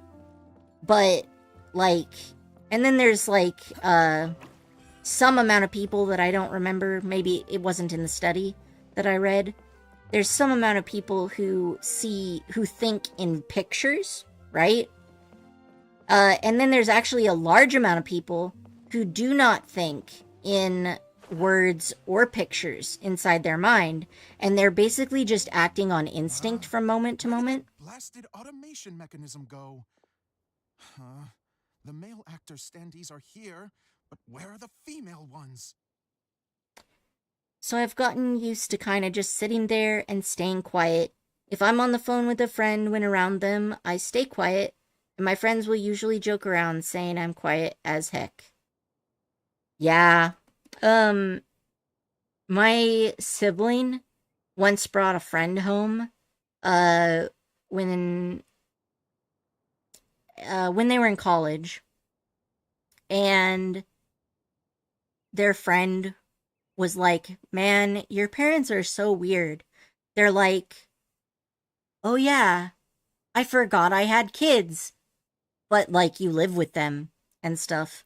And that was one of the things that really opened up their mind to, like, how non-functional the family structure and social behavior was in our family. I just kind of laugh with them and let them talk. I'll only talk to them when around my parents if needed. I mean, honestly, it makes sense, though, because, like, especially if you don't want your parents to do, like, screaming and, like, toddler tantrums in front of your friends. Because, like, one, I'm sure it's embarrassing when your parent is acting like a freaking toddler. And two, you also like your friends, and you know it sucks to have, like, be screamed at, and you don't want to subject your friends to that kind of unsafe environment. Who's that? Idea? Yes, Sosimos! 'Tis I, Idea! How's that for a dramatic entrance? This is a surprise. I was sure you'd be... Curled up in a fetal position, crying to yourself? Wow, what a fascinating little creature. Did you just read my mind? Oh, poor Idia. The name's Paimon? And no, Paimon's no mind reader. Just It seems everyone shares a similar opinion about you, Dio. Yeah, when I got into high school is when I started realizing that, like, my parents' negligence could be used in my favor. I had a friend who was going to go off to a college on the opposite end of the country, and I was like, we may never see each other again. Let's go out and get our ears pierced. Not traditional ear piercings, but like a helix or things like that, right? And I got it done, even though it had been not allowed before. And my parents didn't notice for 3 months. And I had short hair. So, like, when they finally did notice, I was just like, where have you been? I got this done 3 months ago. That is also what I did with being trans, which I gotta say is a power move. Because it kind of calls them out for, like, not being present in your life.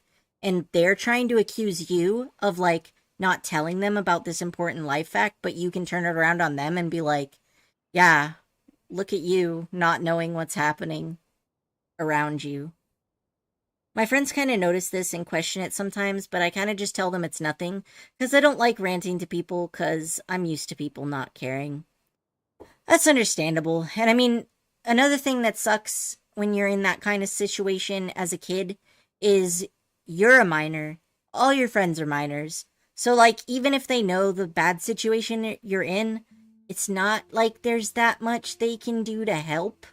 So, a lot of the time it's easier to just not tell them, because then when you're with them and your parents aren't around, then it can be like an escapism thing for you. But if they know about the situation and how bad it is, maybe they'll, like, look at you with eyes of pity or something, or maybe they'll try to help and accidentally make it worse. So, like, I can understand why that would be the case. I knew from the start that a managerial role wasn't for me. But I found my true calling now. As a mascot! Mascot? Is that a new role? I don't remember casting you for that. Okay, enough about me. I'm just here to introduce you to some new friends of mine. Alright. And that's why we came to see you. Well, do you have the component that fell out of the central hub? I do. However, I'm afraid the incident has caused many malfunctions with the stage mechanisms, and I can no longer put on any performances. Okay, so you're holding the component ransom till we help you fix the mechanisms, huh? No, till we fix the stage, surely. I'd have thought he wants us to make some more props, no? Given that some of the standees are missing. And I honestly hate fighting with my parents, because I'm getting yelled at no matter what I do. If I don't respond to them and stay quiet, they get mad. If I do respond, they see it as backtalk and get mad. I'm gonna send you this good resource. Korichi is the one that found this, and he's spent more time there than me, but there's this subreddit called Raised by Narcs. Raised by narcissists. Narcissist. Yeah. So this has a lot of really good advice and, like, specific strategies that you can use to, like, basically make it less hellish to have conversations. Like, they'll teach you, like, social scripts and practical ways to get through your time as a minor under your parents' chaotic reign of terror. One thing that's really nice is gray walling. That's easier if you're already living separately from them, but you could still do it. In fact, you're already kind of doing that partly with the whole being quiet thing, right? You're, like, keeping them on an information diet about your life. But anyway, there's a lot of good resources there. So if you or if anybody else struggles with these kinds of, you know, coercive family environments, that's a good resource. My parents are protective. I don't have Safari or Google. They removed Safari from my phone because apparently it's an option when you first get the phone. Huh. Do your parents check your phone often?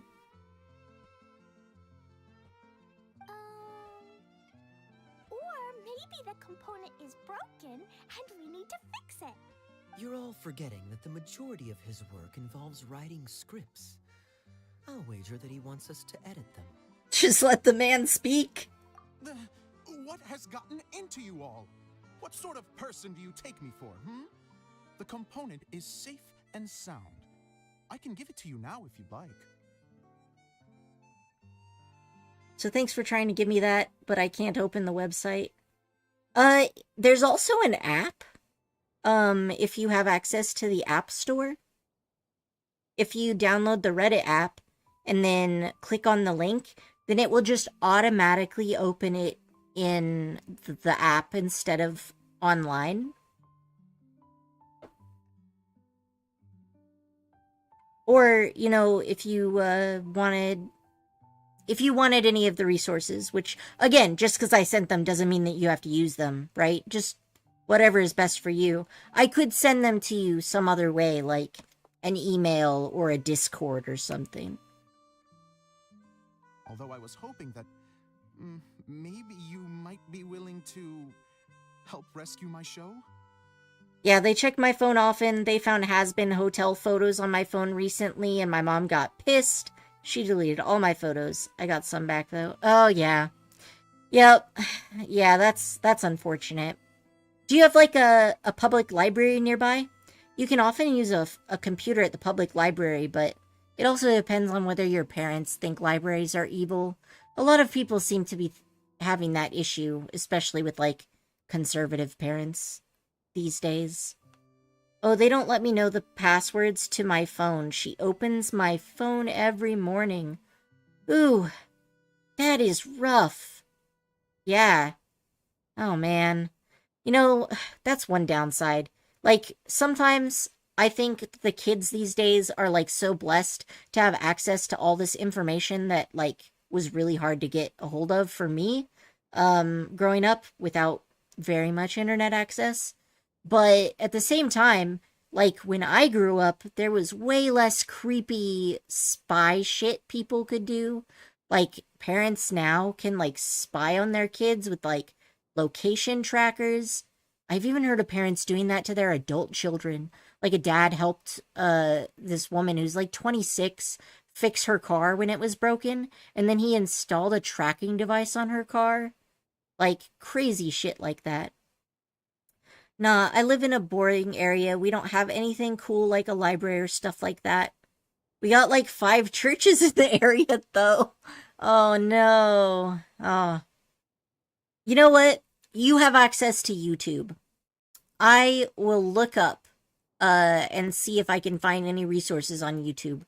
And I'll send them to you. I probably won't have it now because, like, you know, I'm streaming, but I'll look it up later, and then next time you're around, I'll just send it your way. Because then you got something, at least. You're a big group. I have lots of roles to fill. It would really speed up the casting. A show? That sounds fun! Okay, that actually does sound really fun. Can we? Also, truth be told, I've hit a bit of a roadblock in my script and was just thinking about how to move the story forward. And then you all showed up. Suddenly, I got my muse back. I don't know how to explain it, but something about seeing all of you finally helped me figure out how to continue my script. Yes, I do have access to YouTube, but I share an account with my mom. Ooh. Oh, man. The information age is so tough on you guys. Well... yeah, they don't let me have any privacy. I'm lucky I can even close my bedroom door. Yeah, like, I just want to let you know that that's not normal behavior. And it's not healthy. I'm sure you know that already, because you're facing it in the moment, and it sucks. But, you know, that is not normal parenting behavior at all. And your parents are pretty... It's bad, but it will get better. You know, you are living with them now, and so they have a lot of control over your life. But if you hold in tight, you'll be able to do a lot more for yourself once you are older and can gain your own independence. Um, you know, within whatever. If you have, are your parents very into the whole hard work, right? Because if you are able to get like a part-time job, that kind of thing can help. Um, 13, I don't know.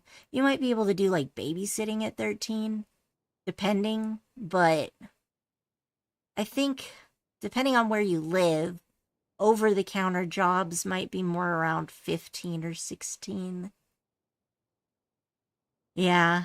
And if you do, opening a bank account, I kind of hate that whenever I try to call my parents out about it, they try to be like, well, this is how I grew up. This is what I grew up with. This is how you'll be treated. Like, man, it ain't the 70s anymore. Leave me alone. Well, yeah, and obviously they didn't grow up like that because they didn't have cell phones growing up. So that's clearly a bald-faced lie. So a few solid tips that I can say off the top of my head. If you can get any kind of job and you can keep your own money, that's really good. If you have a bank account and your parents opened the bank account with you, the second you turn 18, you need to open a new bank account with only you on it so that your parents can't access it and steal your money, because that is unfortunately a very common situation. And sometimes kids get screwed over because their parents do things like open credit cards using their social security number. So like there are some ways you can protect yourself. But yeah, if you've got parents that are like that overbearing, it's gonna be rough. No, I don't do any jobs. They don't pay me anything. If I do get money, it's for my birthday or when I go to a church trip. Most money I've ever had was like over $100. Yeah. In the future, you might, because like, even for like conservative parents, sometimes have this whole thing about like working early is good and it builds character. So like, if that's an option, maybe not at 13, but maybe in a year or two, you could start saving up some money for yourself and then use it to like do things that you maybe otherwise wouldn't be able to do. And another good tip, that I've mostly seen trans people use this if like they wanted a binder or like breast forms or something, is they have a friend who keeps the stuff at their house. So that kind of thing could be useful if eventually you're able to like get some stuff, right? Yeah, parents take my money sometimes and then say, oh, sorry, I needed it for groceries. And they'll pay me back. Let me tell you, I never got my money back. Yeah, that is unfortunately pretty common. Which is why, as soon as you turn 18, open a bank account that they do not have access to. Because if you just keep your old bank account, if you had one and your parents opened one, they can just steal your money and there's nothing legally that you can do to stop them, right? Because if their name is on the account, then technically all the money in there is their money. But if you open your own account, which at 18 you can do without parents, then you could do that, right? So just a tip for maybe a few years down the line. Huh? You mean that story you've been stuck on forever? Are you serious? You really think you can finish it now? Yes, really. Just give me a little time, and I'll write it all up. In the meantime, I'll leave things to you, Edea. Whoa! And he's off to write the script. Zosimos has always wanted to write an epic story about a thief and a mage. Apparently, he got the idea from some rumors that were swirling around. But he only got as far as writing the intro before writer's block set in. I mean, I didn't really care about it because I eventually forgot about it, but then again, that's what they wanted, or they actually also forgot, but we'll never know. Yeah, I mean, the sad thing is, you probably won't. Like, a lot of the time, people who are doing abusive things like that, like, they rely on that kind of, like, reality uncertainty, right? The things that, if there's ambiguity, they kind of use it to their benefit, you know? So unfortunately that's a thing. Why don't you all take some time for yourselves while I see what I can do? We'll reconvene after the director finishes his script. If you're concerned about it, then after you turn 18, maybe apply for a credit freeze. And then you can make sure that there was, like, no credit cards opened in your name or something like that. Because that's also, unfortunately, really common. Don't care about it as much anymore. I mean, I'm glad how they treat me doesn't have an effect on me because my friends say I'm overly nice, and I always want to help, and I really don't want to be like them. I feel that. My number one goal my whole life was just like, don't be like my dad. Sometimes people mellow out as they get older. But when you're young and your parents have so much control over you, like, it's really rough. But if you get through the rough bits, you know, once you become an adult and they don't have such a tight control over you, things can get a lot better. And even when you're a minor, right? Even if home life sucks, you can live your life fulfilling with your friends when you're not at home. So that's, you know, that's at least something that can kind of allow you to limp by until you get to a better situation.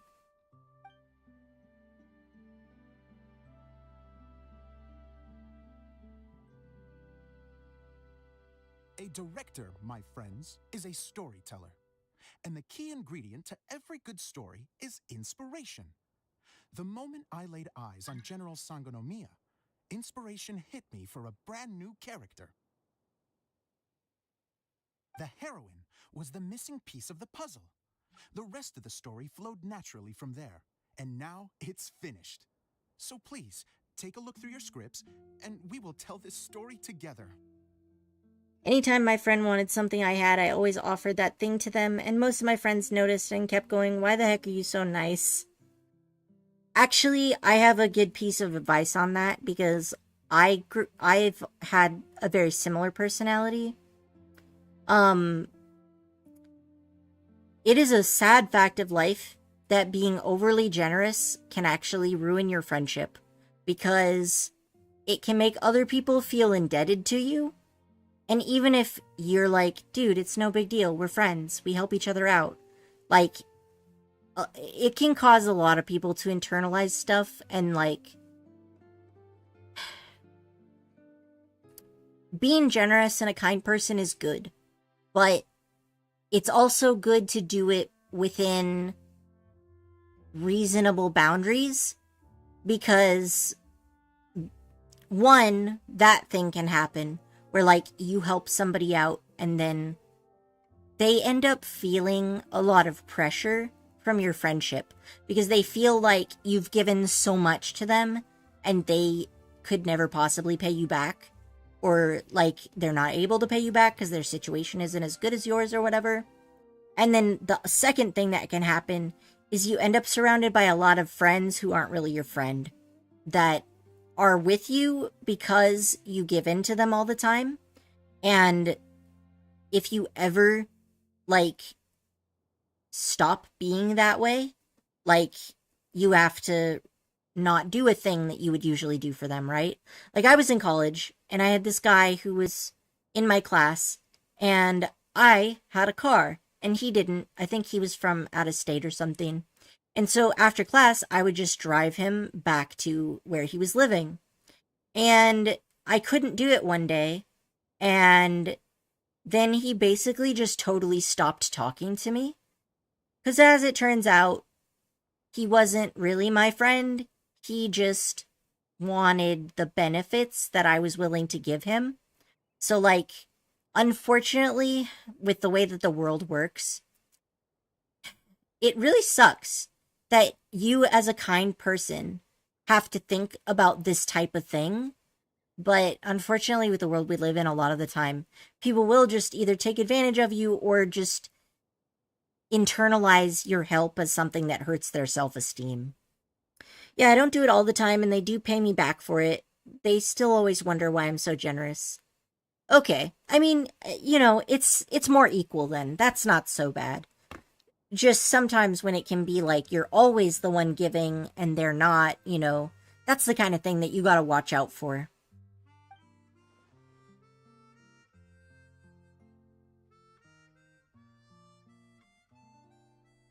Alright, everybody's looking at this script so intently. Director Zosimos, how do you pronounce this word? Let me see. Ah, that's sojourn. It means to stay for a while. This is a very cute moment, so let's make sure that comes through in the performance. Oh, wait. There's another word I don't know here. It's okay, Klee. We can go through your lines together a few more times after this meeting's over. That would be most appreciated, Kaya. I had a feeling about you, actually. You seem... Oh, shoot. You're too kind.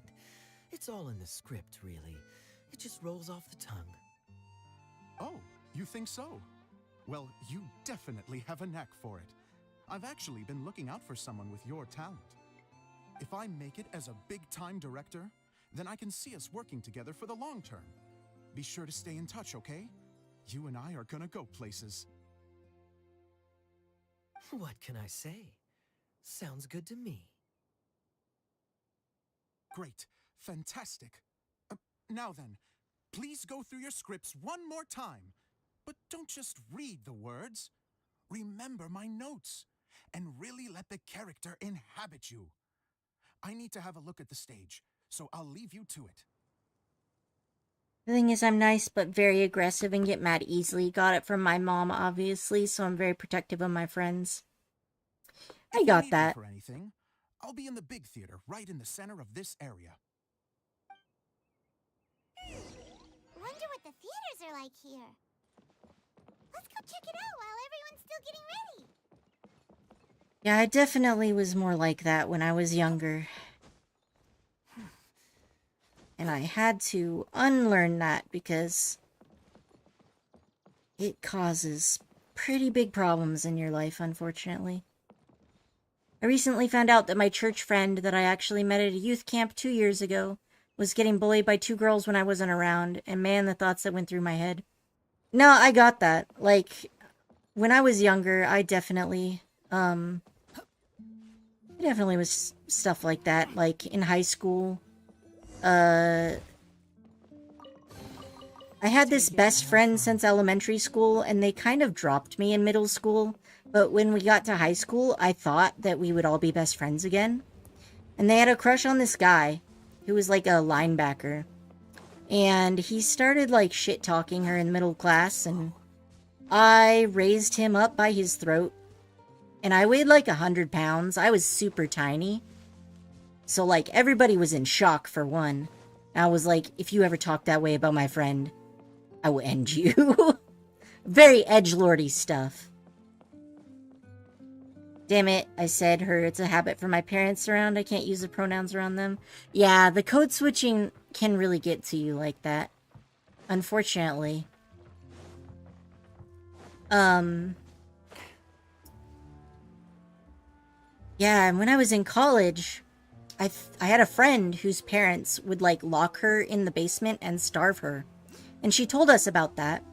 So, when she, like, sort of disappeared, her best friend, who she grew up with, contacted me and was like, hey, I'm really worried. I think her family may have, like, locked her in the basement again.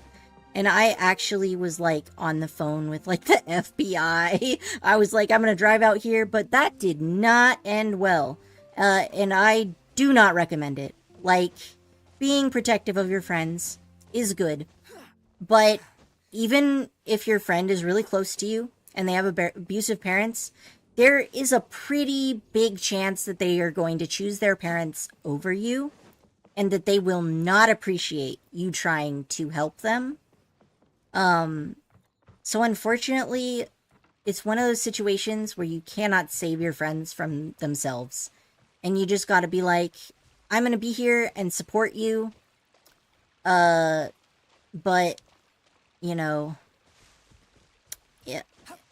Like I said before with generosity, you gotta do things in reasonable measures. Cause me, I was just like, I read manga from a young age, and I know that power of friendship solves everything. We're gonna go break down your parents' doors and get them in trouble for locking you in the basement and starving you, but in the end, you know, she was just like, no. Or she was pretty upset that me and her other friend tried to rescue her from that situation, you know?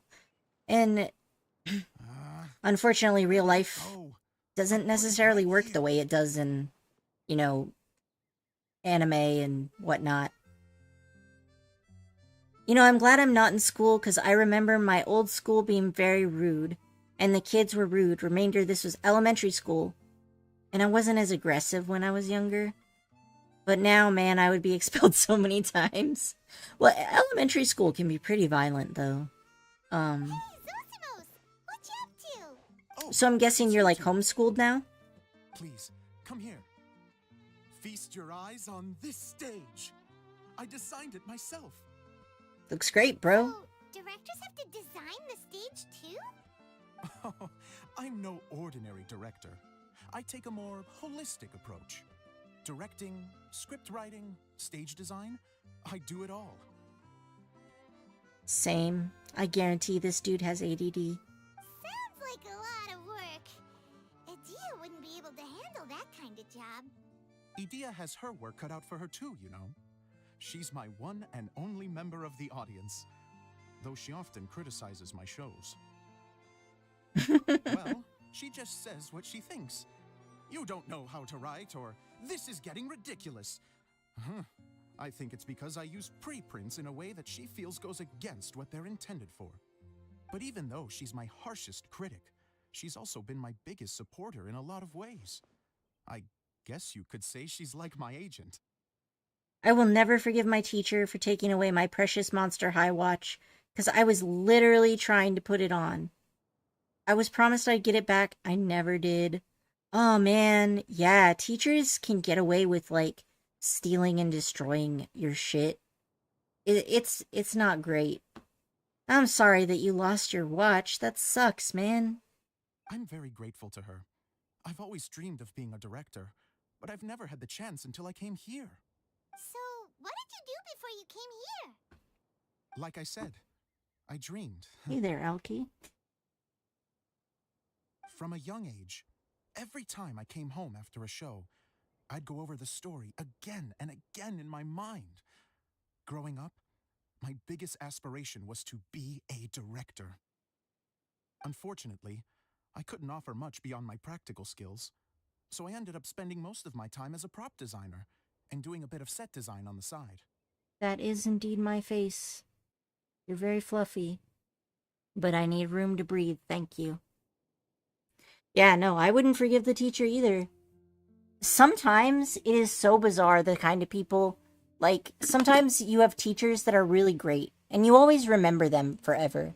But then you have the ones that are really bad, and it's like, dude, why did you become a teacher? You hate children. Why are you in this job? You're not even getting paid well. Please leave this field and never come back. Women most likely put it in the special toy box you could get a toy out of if you stayed on the green apple on the goodness board all day. Oh, so you think she, like, gave it away to somebody else? Damn. Don't get me wrong, I do love building the set, but Nothing satisfies me more than putting on my very own show. No wonder you only wrote director on the sign. Exactly. You're not doing a great job of convincing me that you're not a mind reader. By the way, could I ask you for your help with something? I'm having trouble finding the master script, and I'll need it shortly. The one you only just finished writing? You lost it already? Yeah. After I handed everyone their copies, I held on to my master copy while I was checking on everything around the theater. I must have dropped it somewhere. If it's not here, then it might be in the attic.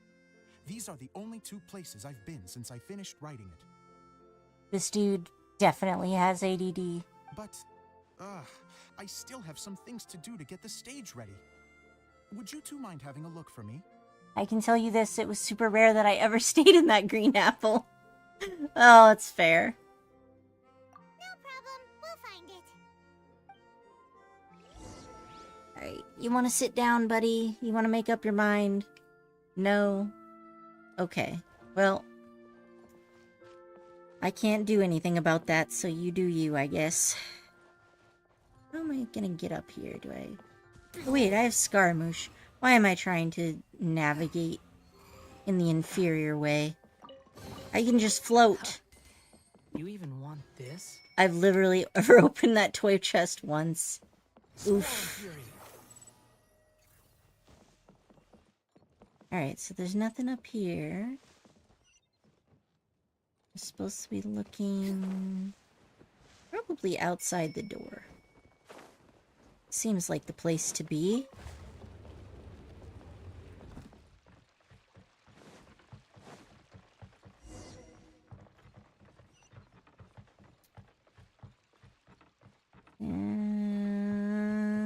Yeah. Okay.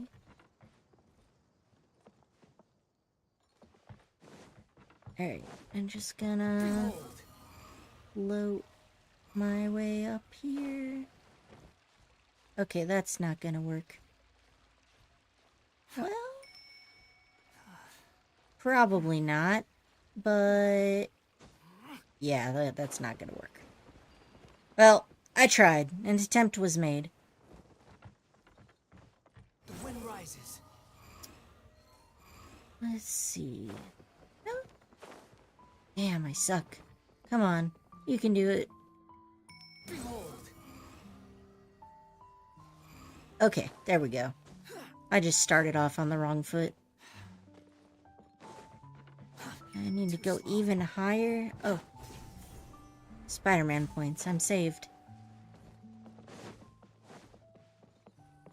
You know, I had 3 crushes in elementary school, but I only talked to one of them. And now that I'm older, I realized I was really into blondes. They were all blondes. Yeah. It's funny how you look back on that. Whoa! I... Look at all these books! Now, where's the master script? I had identified as Pan, for a long-ass time. Oh, But sounds like a water droplet is on the 2nd floor. Let's go have a look. then I realized that the only quote-unquote girl that I'd ever been into ended up being a trans guy. So then I was like, oh, okay. Just gay then. That's fine.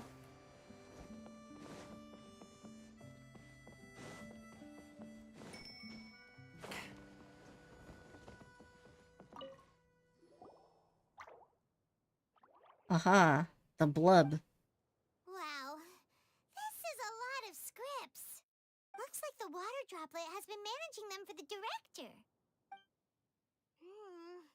Most of them look like works in progress. We're looking for a master script. Then it should be the one that's finished. Okay, let's look for the thickest one and then check the ending. This is the only script that fits the bill. Plus, it looks pretty new. This must be the master script. Let's go give it to Director Zosimos. The one I talked to Zosimos, we got your script. was actually my friend. He was really shy, though. I don't really remember him. I just remember his medium length, dirty blonde hair, and what his eyes looked like. I mean, you'll remember the things that made the biggest impression on you. That makes sense. Ah, thank you. That's a huge help. I'm running out of time here. There's no way I'll be able to fix everything up perfectly. We may just have to wing it. Sometimes in life, that's all you can do, Zosimos. I danced with him at the Valentine's Day dance. A win for my child extroverted self. Oh, your elementary school had dances? That's interesting. Ours just passed out Valentine's Day cards, but you were forced to give Valentine's cards to every person in class. Anyway, the stage is secondary.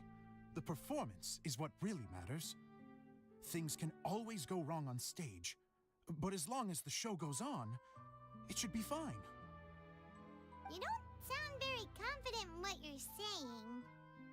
Alright, Paimon, sometimes in life you just gotta, you just gotta grit your teeth and do the thing even though you might fail. It's true.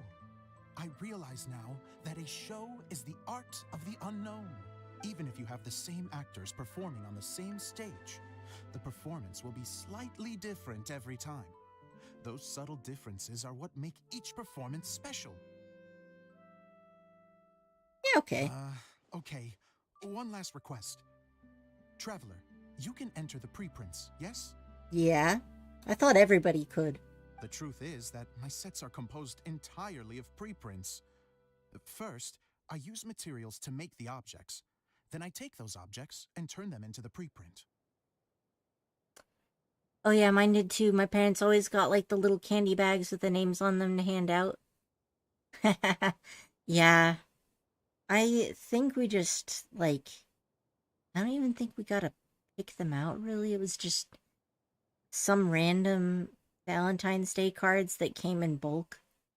Now, of course, preprints are really meant for making objects to furnish the domain. So using objects to create preprints is, strictly speaking, the reverse of what this is intended for.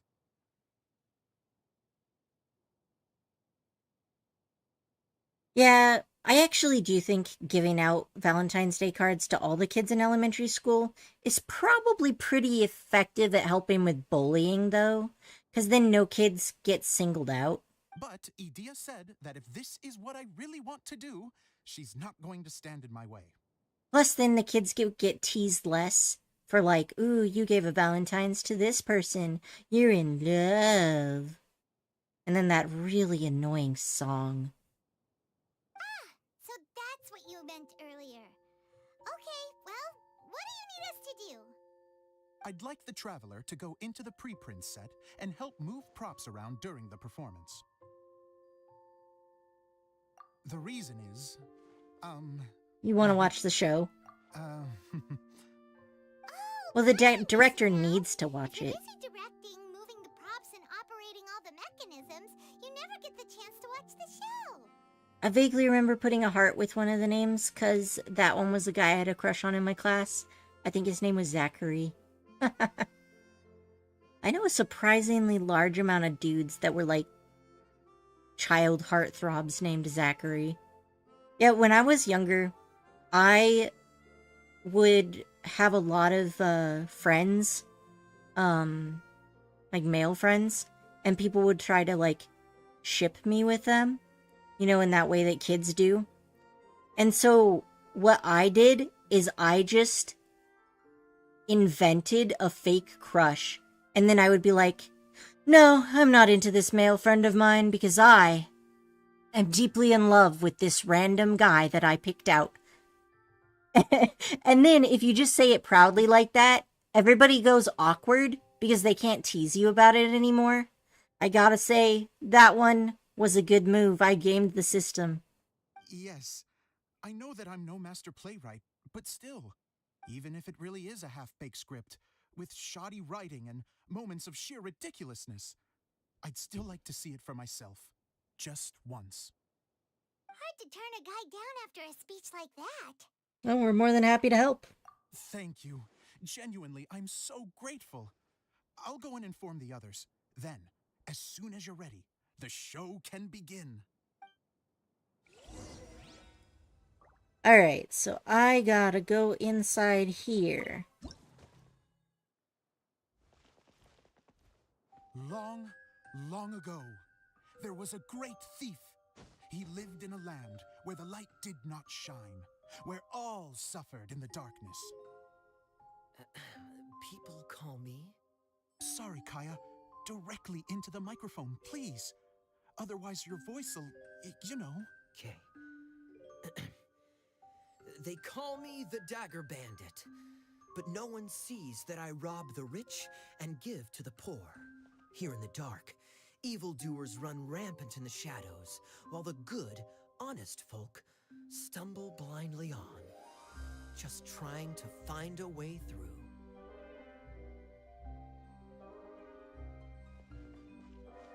As the bandit brooded, suddenly the world was inexplicably changed as a single star appeared on the horizon and flew across the sky. Traveler, stomp on that movement mechanism in front of you. Funny part is I'm just now remembering his name. The dirty blonde kid's name was Zach. Light. Man, I had a thing for A Z brief names. flash, yet enough to illuminate the world. I don't know, Z and X are very sci-fi futuristic Find the names. source of that light, I can shine it into the darkness, and the people will suffer in blindness no longer.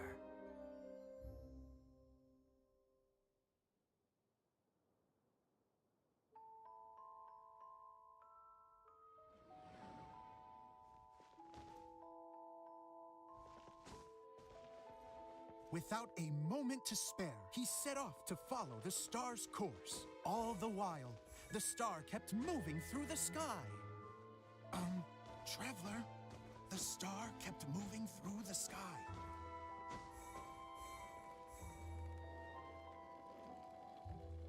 Listen, man, I was trying to trigger it. It's you that wasn't letting me. My other friends would start singing that annoying song and I'd immediately shut them up. Yeah, and that's such an annoying song. Looks like I have to go through the desert. This could get dangerous. If everything he'd heard was to be believed, the desert ahead was a no-man's land filled with horrors.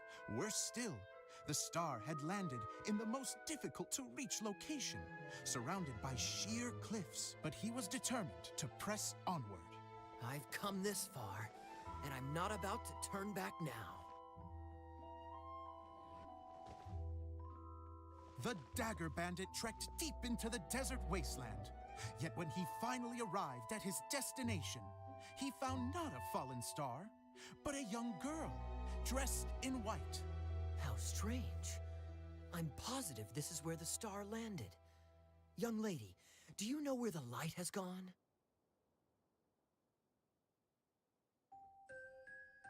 The girl replied,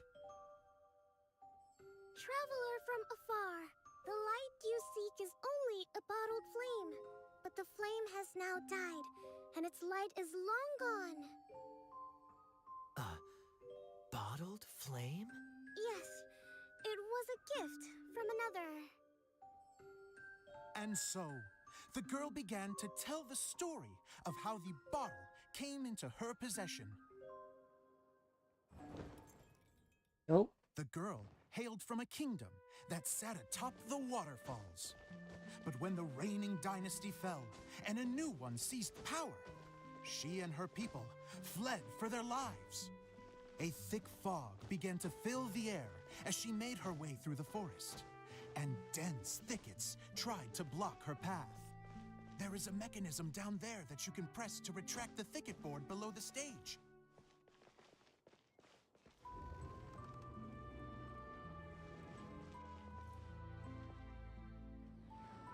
Thinking about it at this age, I want to smack those old friends for embarrassing me so bad. Yeah, kids like doing that. If I only had a lamp to guide me through this wretched forest, then I could survive. With scratches covering her arms and legs, the girl pressed through the pain and made her way forward. The road ahead was arduous, but she was determined to press onward. I've come this far, and I'm not about to turn back now.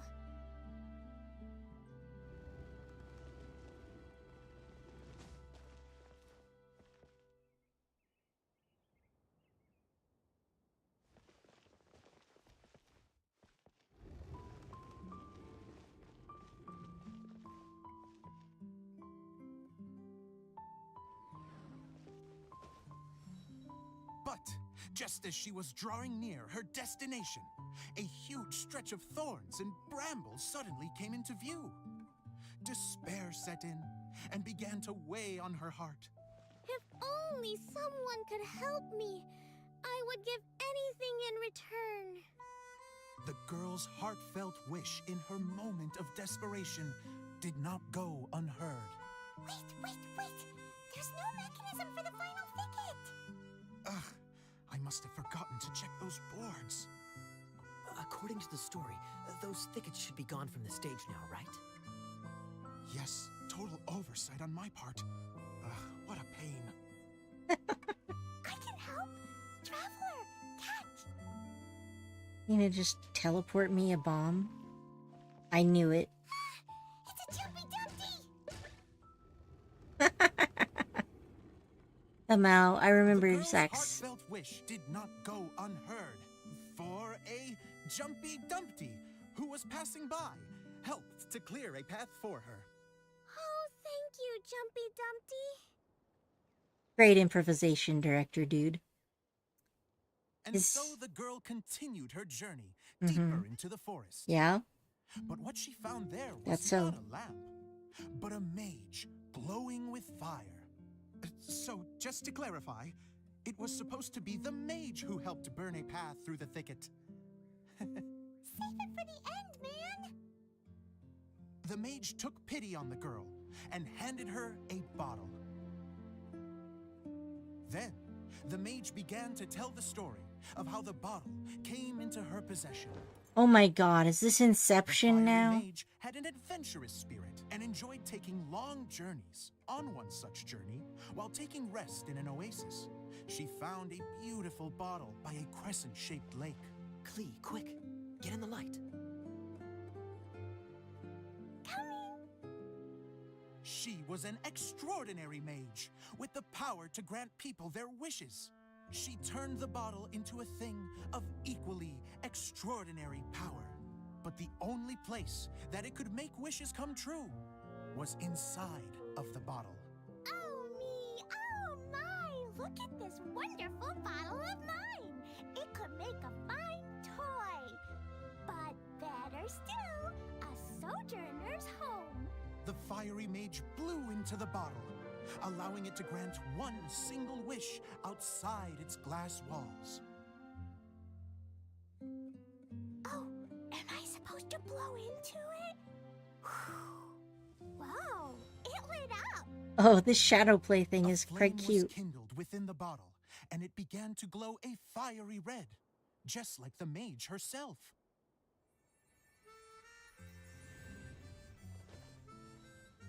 After the mage finished telling her story, she disappeared, leaving only the bottle behind. A magic bottle that can grant wishes. Then I wish to leave this place and go somewhere where no one will ever find me again. And then, the bottle seemed to softly inquire.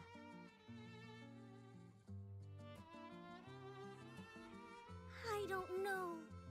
The flame in the bottle faded as the girl's single wish was granted, and she found herself in the middle of the desert, far away, where no one could ever find her.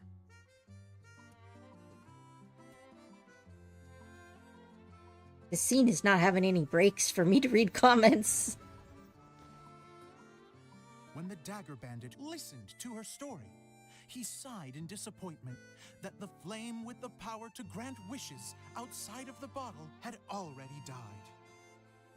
But this doesn't make sense. If it truly granted my wish, then nobody should have been able to find me here.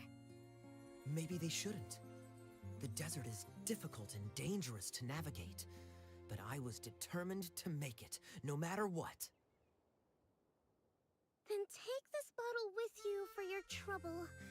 It may be able to grant you your wish, though sadly, only within the confines of the bottle itself. All I wish for is light.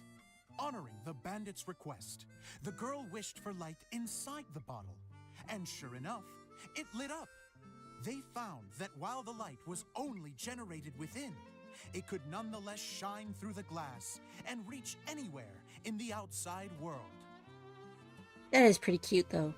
Even though it doesn't burn as brilliantly as the light that shone before, this is still an extraordinary light. What will you do after I take the bottle? I don't know. Well, then maybe you should come back with me. With no reason to refuse, the girl accompanied the Dagger Bandit back to the land where the light did not shine. They brought light to that place, and the darkness was dispersed, and they lived happily ever after. Alright, that was a pretty cute play. I approve. I thought it was gonna be Idia's backstory. And we're done! Seems the show went pretty well. Aha, okay. I remember Zach's dad. His dad literally looked like a trucker and was the nicest guy ever. He was really sweet when we met at the Valentine's Day dance, while my dad, well, he was as nice as he could be. That's fair.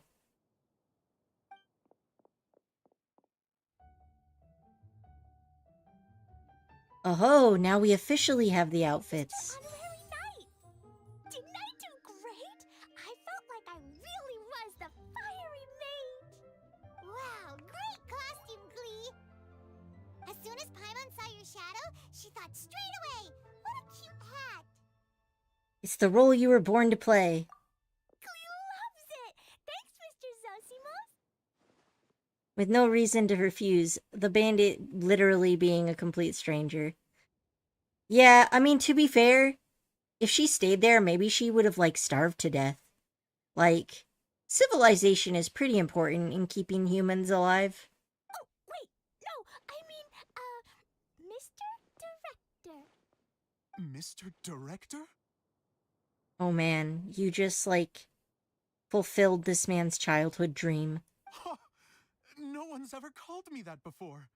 Thank you, my dear little mage. Thank you so much. Oh, I'm so happy. Miss Dia said that she tailored it a little bit so it would fit me, but you were the one who designed and made it. You're amazing. Yeah, that's amazing. And it sounds like Adia did a great job too. It was nothing really.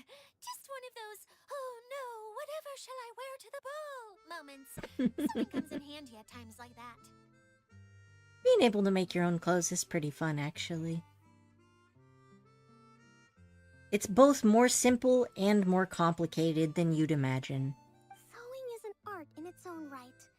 You're more talented than you give yourself credit for, Adia. Really? Oh, I'm just gonna go for a second.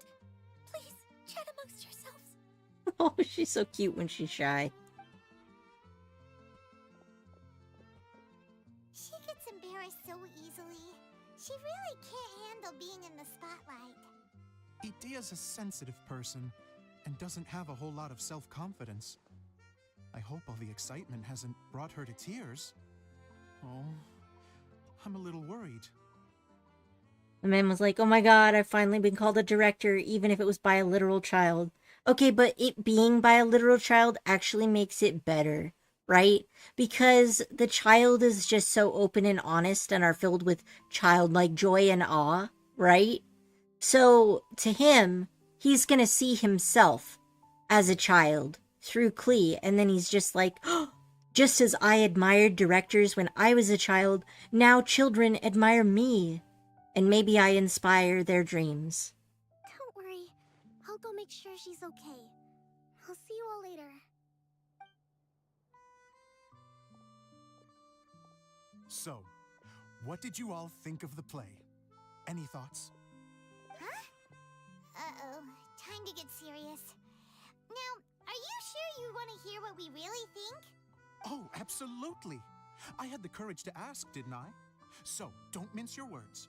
Go ahead. Speak your mind. I can take it. Okay, Paimon will go first. So, the dialogue at the beginning was pretty good, but it ran out of steam as the story went on. Paimon could tell that you ran out of inspiration somewhere along the way.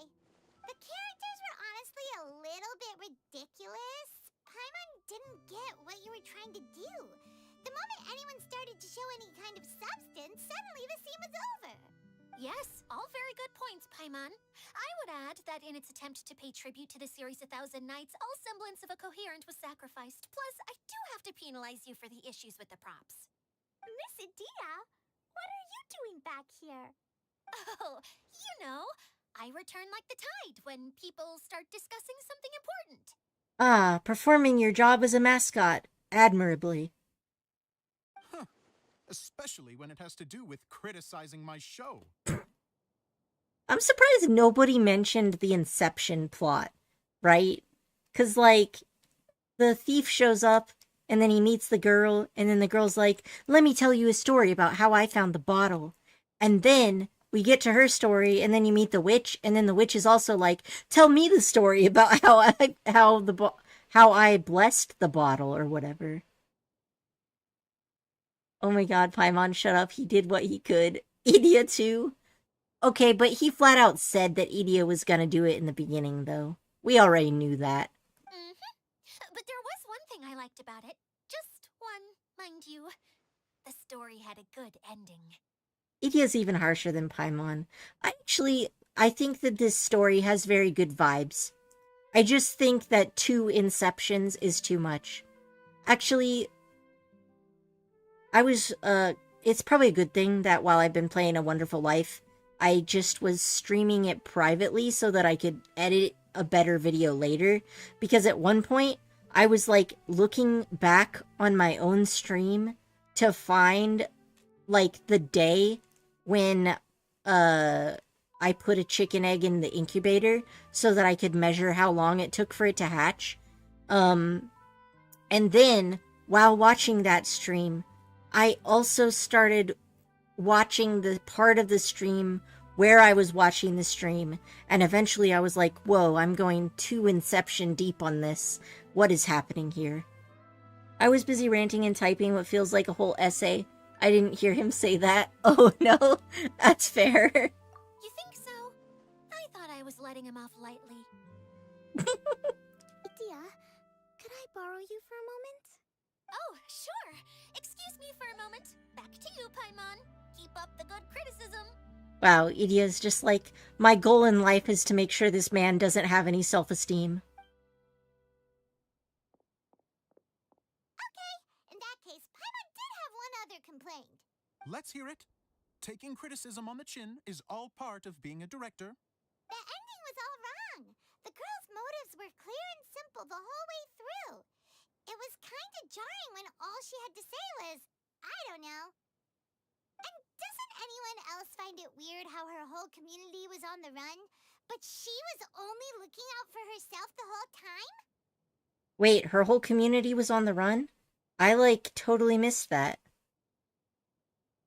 I've seen videos of someone reacting to someone reacting to them reacting to a reaction video. Yeah. It's some circular something. I'm fine. I'm not going to improve without feedback. I also learned a lot this time with the chance to be off stage. To be honest, it was a dream come true. What a great attitude. You don't seem upset at all by our comments.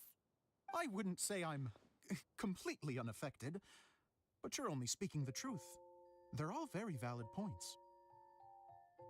Still, now that Paimon thinks about it, you did finish the script in a bit of a rush. Maybe we were being a little too hard on you. He was quite ambitious. That's perfectly fine. Nothing is as important to me as my work on the stage. We all use our imaginations when we're kids, right? I used to play with dolls and my own cardboard cutouts by the light of an oil lamp. The shadows would come to life and dance on the walls. I never got tired of it. There was too much going on for me, so I panicked and left the video. That's fair. For me, when I was like 3 repetitions deep in my Inception hell, I was like, you know what? I'm just gonna take a step back from this, and I'm just gonna let it go. Because There's no way I'm gonna be able to use my weird Inception thing in a final video that other people are actually gonna want to watch. Except purely to make fun of myself for having done that in the first place. Fast forward to now, and in many ways, I'm still that same little kid. Lying on his bed, making sound effects. And I get the same joy from running a show now as I did in my little bedroom theater. Of course, a director can accomplish nothing without a cast and crew. So on that note, I want you to all know that I am eternally grateful to each and every one of you. Hey, don't mention it! We had a blast! Okay, here, take this. Your component, as promised. Oh. I have received the lamp. Model from the show! The one that lit up when I blew into it. That's right. Can you guess the secret behind why it lights up? Oh, maybe there's an invisible fairy inside that opens its eyes when you blow into it. Bingo! You guessed it. He's like, that's better than what I was gonna say. Let's go with that. That should do the trick. Oh, wait, this needs tightening up a little. Hold on. This will only take a second. Yes! Kaya looks so good in this outfit. Traveler's like, I want to watch Kaya get undressed. Excuse me, everyone. Do you have a moment? Especially you, Zosimos. Itia wants to do a little something for you. She says it'll be a dream come true. A dream come true? Yes. She said that as useless as she is, she wants to do something for you as the first person to have heard of your dream of being a director.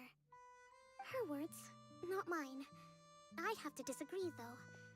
I have never thought of Itia as a useless person. How is this suddenly about me? Yet my room still looks colorful as fuck and like a unicorn threw up everywhere. Then again, it looks like this because I can't dress how I want because my parents. Oh, understandable. One day you'll be free. If everybody is ready, then I'd like to invite tonight's male lead to take the stage. Ta-da! It looks so good on him. Cool! Kaya's turned into the real Dagger Bandit! How is me changing outfits supposed to make the director's day? It's just a prototype costume. Is he that easy to please? It's not that he's easy to please. It's that your pecs are very pleasing. Don't be silly. If I know our director, nothing will make him happier than to see his ideas brought to life by the right actor. Oh no, I skipped a comment? Oh, I think it didn't send because on my screen it says there was too much going on for me, so I panicked and left the video. And then, yet my room still looks colorful is the very next comment. So if there was a comment between those two, I don't think it sent properly. I think that happened last time too. Maybe the YouTube chat is just a little broken. You don't like Kaya's pants? I like them quite a bit. Well, then I'm happy to oblige. Who am I to argue with the star of the show? I actually bought a few pants that were supposed to look similar to that, but unfortunately in real life they don't hold their shape that well. So it doesn't look as good as it does in like 3D models. Maybe if you built something similar to like, you know in Victorian people how they had that like cage shape thing that they used to make the dresses look like a bell? If they did something like that for the pants, then the pants would probably look way cooler.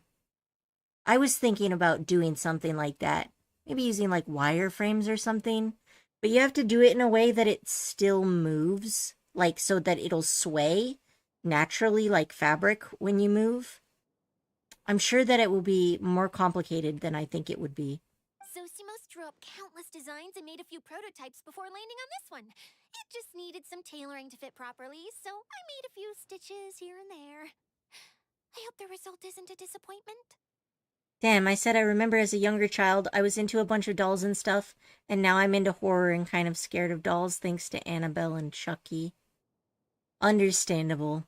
Honestly, I have always had those types of feelings about dolls. It's just most of them look kind of unsettling. Like they just have like dead eyes and no soul, and they just land into the uncanny valley. So when I see somebody who made one that actually doesn't creep me out, I'm like, solid craftsmanship. You did good. You made the impossible possible. Oh, it's perfect. Idea, I'm... Oh, I'm so touched. Thank you all. You've made me happier than I ever thought I could be. Oh, look at those Ghibli tears. After seeing his performance for the first time, Zosimos cries tears of joy for a dream come true. How are you doing? Recovered? Oh, I'm good. Thank you again, Idea. Oh, please, don't mention it.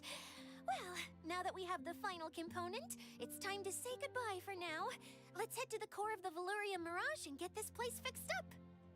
Once I figured out who Chucky and Annabelle are, I slowly got rid of a bunch of dolls until I was completely out of dolls. I mean, fair. I haven't seen Annabelle, but I have seen commercials for it on YouTube. And Chucky, I think came out while I was younger, so I definitely knew about that one. Can I keep wearing my costume? Actually, Annabelle's face looks super similar to Chucky's face. Please do, by all means.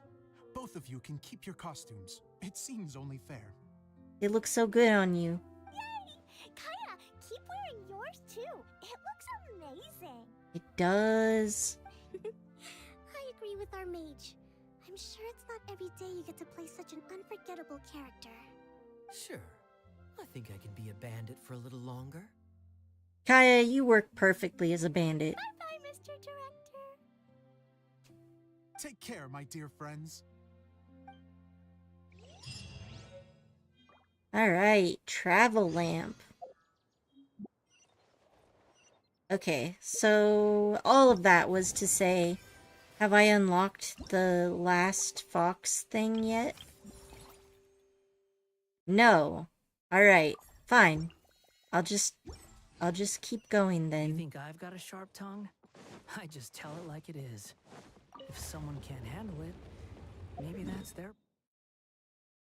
Okay, so... I think I'll go this way and then I'll just drop down from above. That seems like the easiest way to get here. Oh, except I'm in a cave. Well, that's certainly not ideal. Whoa. That little dude was trying to carry me. Whoa. Okay. Oh. Okay.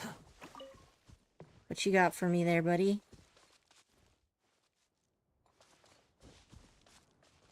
Uh-huh.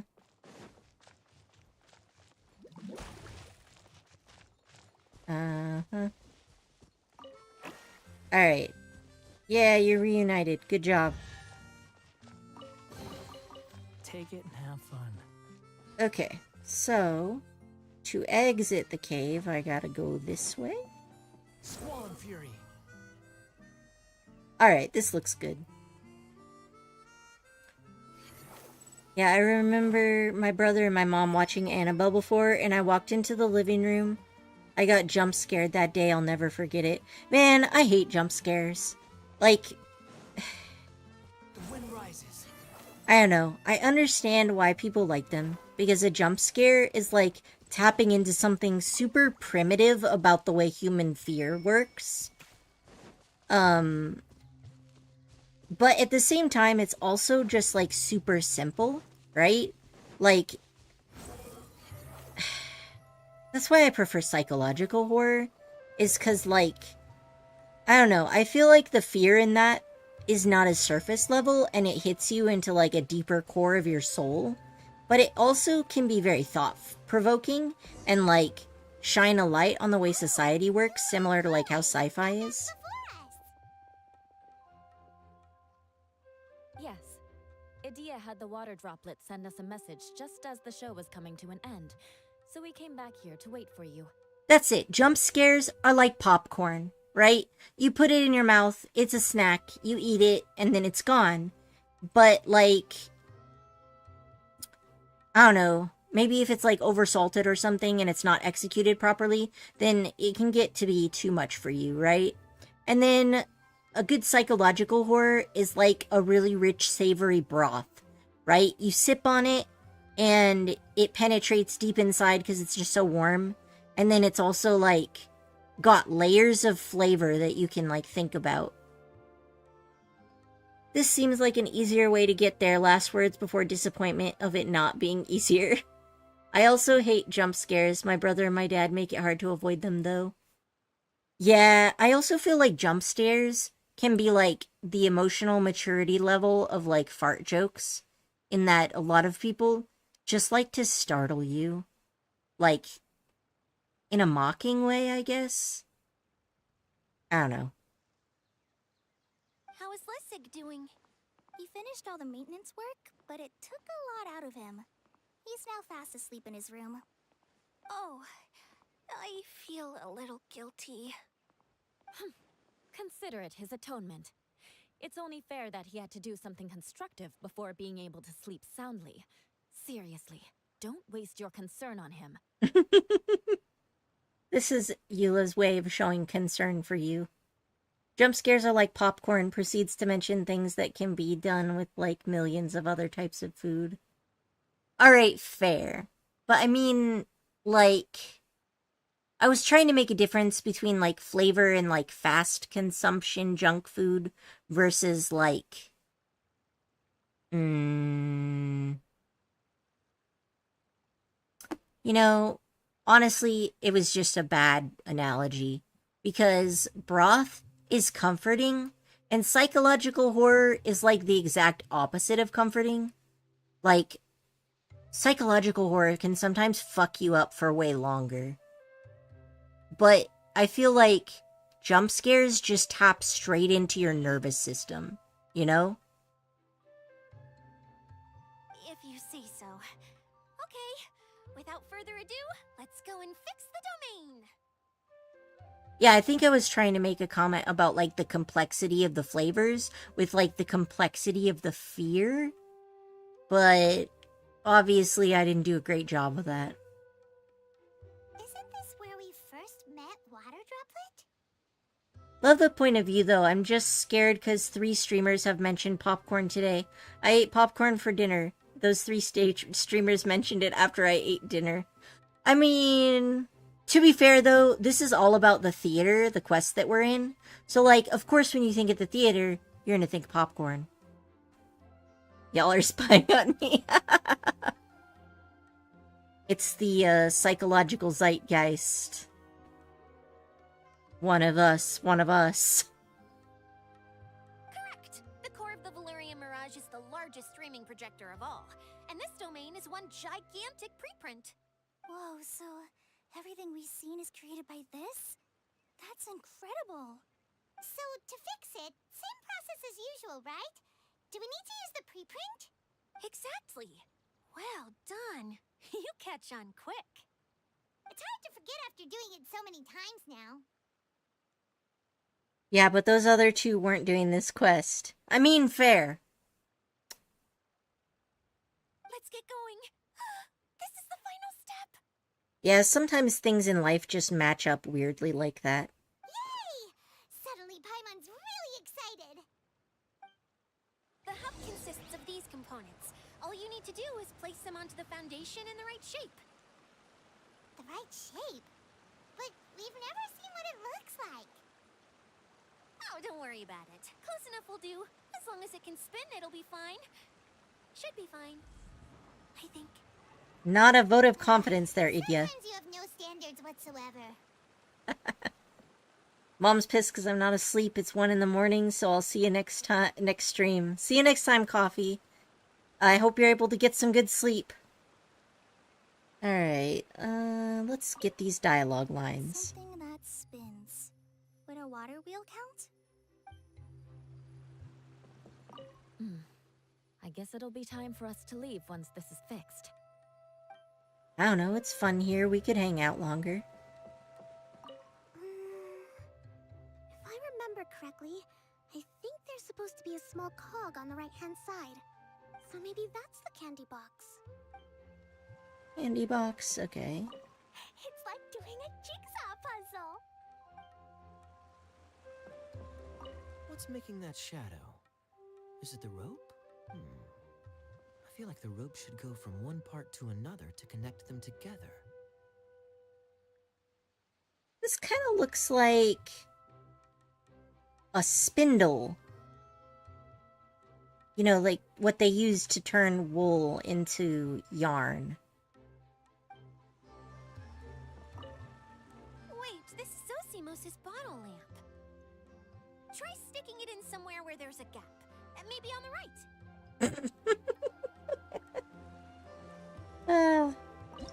Okay, hold on. So the upper slot, the middle slot, and the lower slot. Okay. So this is the upper slot. I think, why don't we try this one?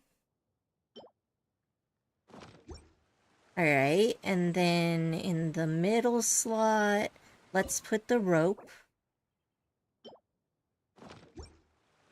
And in the lower slot, we'll put the lamp.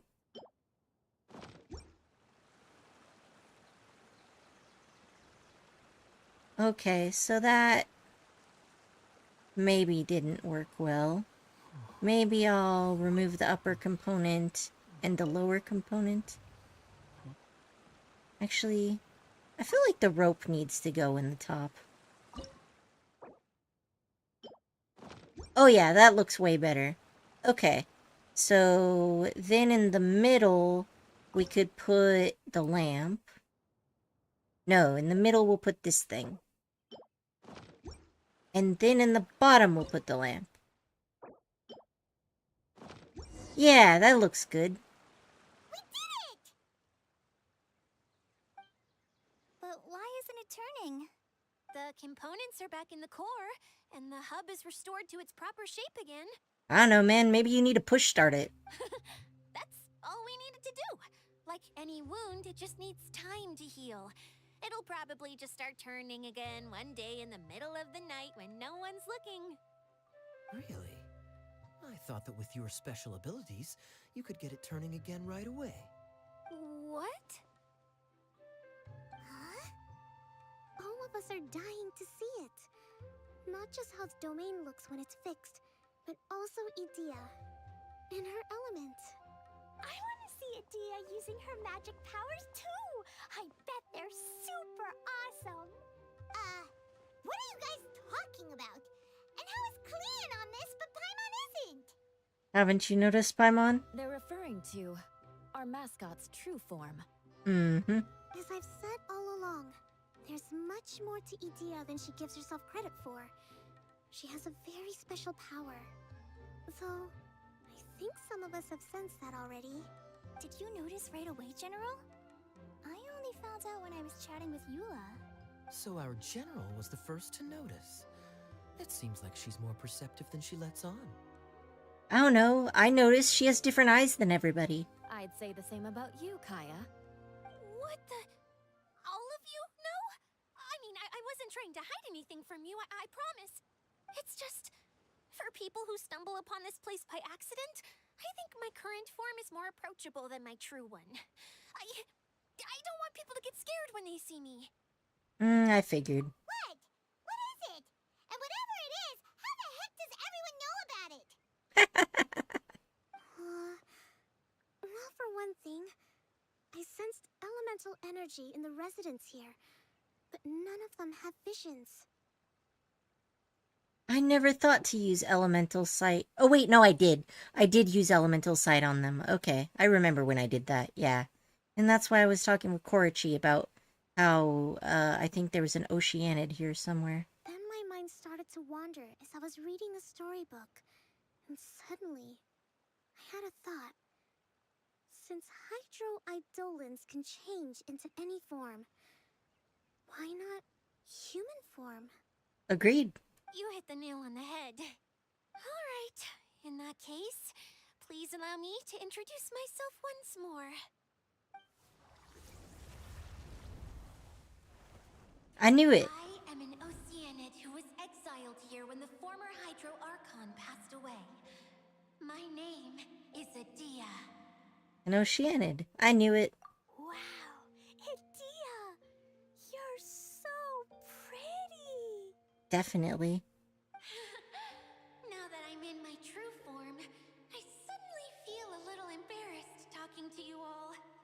So I'm wondering if an Eidolon is like a baby Oceanid? No, I guess Korichi said they're more like homunculi, though. You look stunning. You should be flaunting this look at every opportunity. Oh, come on. I'm too shy. Wait, so does this mean that all the people we met in here are actually... I'm guessing that the human counterparts to these Hydro alter egos are long gone. Yep, they died and something has taken their form. That's right. When they wanted to leave, I took them to the edge of the desert. The components are, in fact, gifts that they gave to me before they left. But I'm always curious about what brings people here, so I used the streaming projector to bring their wishes to life. Oh, and all of them have such a negative opinion about her because she has a negative opinion about herself. Oh, that's kind of sad. But it also makes sense, because them being like, we thought she'd be curled up in a corner crying. I was like, that seems like a bit harsh for somebody who's not super close to you to say. The power to grant wishes, but only within the confines of the bottle. Yeah, I figured, because the little girl also looks a lot like her. Exactly. It's a truly extraordinary light. I've just realized something. When the components fell from the core, it appeared as if they had returned to their respective owners. But actually, it was after the components landed where they did that their owners and the things associated with them arose around them to form the different zones. Huh. So now that the components have been retrieved, does that mean that all those things are gone? Don't worry, they'll be quite safe. As long as I remember them, they'll never disappear. However much we might criticize each other or get into scuffles, in this mirage, they will always be my friends. Oh my gosh, that's actually really fucking sad. I had so much fun in the choo-choo cart and hanging out with Mr. Director. I'll never forget them either. Me neither. I'll always remember my adventures in this fantasy land. Very good. But it's probably time I set this wheel in motion. This one's all yours, Adia, our magical mascot. Please work.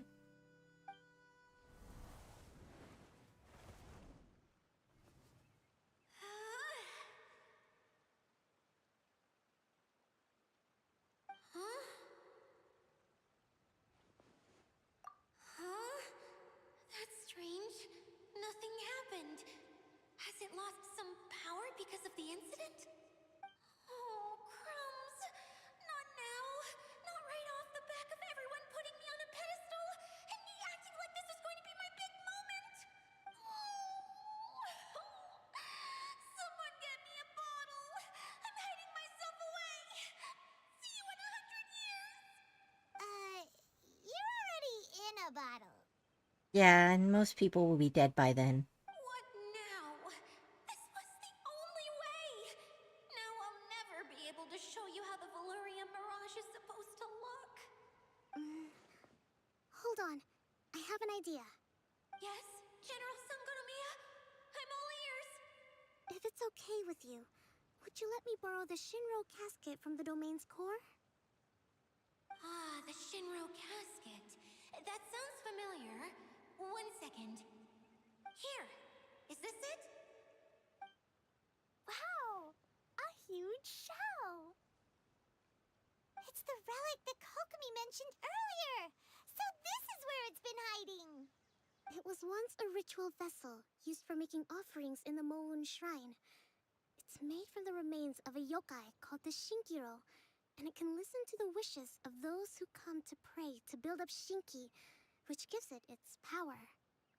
Several centuries ago, the relic was lost when the last prefect of Yashiori died in battle. Its final resting place was unknown. The pearl that goes with it should be able to sense the casket's location. But when, unbeknownst to anyone at the time, the casket disappeared inside the core of the Valyria Mirage, the pearl's light died out. Huh? How come? Well, imagine it was a sound instead of light. If the room is too big, you can't hear anything from outside the door, can you? Oh, I get it now. The shell must have been having too much fun one day and got locked in the solitary confinement room. I understand now, too. The core has been wearing out recently. That's why you were able to follow the pearl all the way here. Sounds just like my treasure compasses. Get back to the story. Without the offerings at the shrine, this vessel quickly loses its power. Yet countless people who have visited this domain brought their wishes with them and left a small piece of themselves behind along with their gifts. These have the same effect as the offerings at the shrine. Wow! I never knew this thing was so powerful. It is. Powerful enough to help you repair the Valyria Mirage with any luck. But what do I do with it? It's simple. We just need to awaken it by telling it what we wish for. For example, my name is Sangonomiya Kokomi, the divine priestess of Watatsumi Island. And my wish is to use my critical thinking and strategic planning skills to bring a little more joy into the lives of my fellow Watatsumi Islanders, as well as the lives of everyone I cherish. Itia, what do you wish for? Me? My wish is that all those who have sojourned to the Valyria Mirage in the past will achieve what they truly wish for. Not just in this domain, but out there, too. Even though I know full well that trying to build a railway in the outside world is just a pipe dream, and that Maimuna will probably just go back to being a scholar. And I know that Zosimos has a lot of improving to do as a playwright. It's going to be tough for him back in Fontaine. Chasing your dreams is hard work. Yeah, but who knows how long it's been since they left? So maybe they have actually achieved their dreams. And then when we go to Fontaine, we'll be able to either see them if they're still alive or read about them if they're not. And see what mark they made on history. Despite all of that, I still hope that somehow, someday, they will achieve their dreams. I'm looking forward to the roller coaster ride.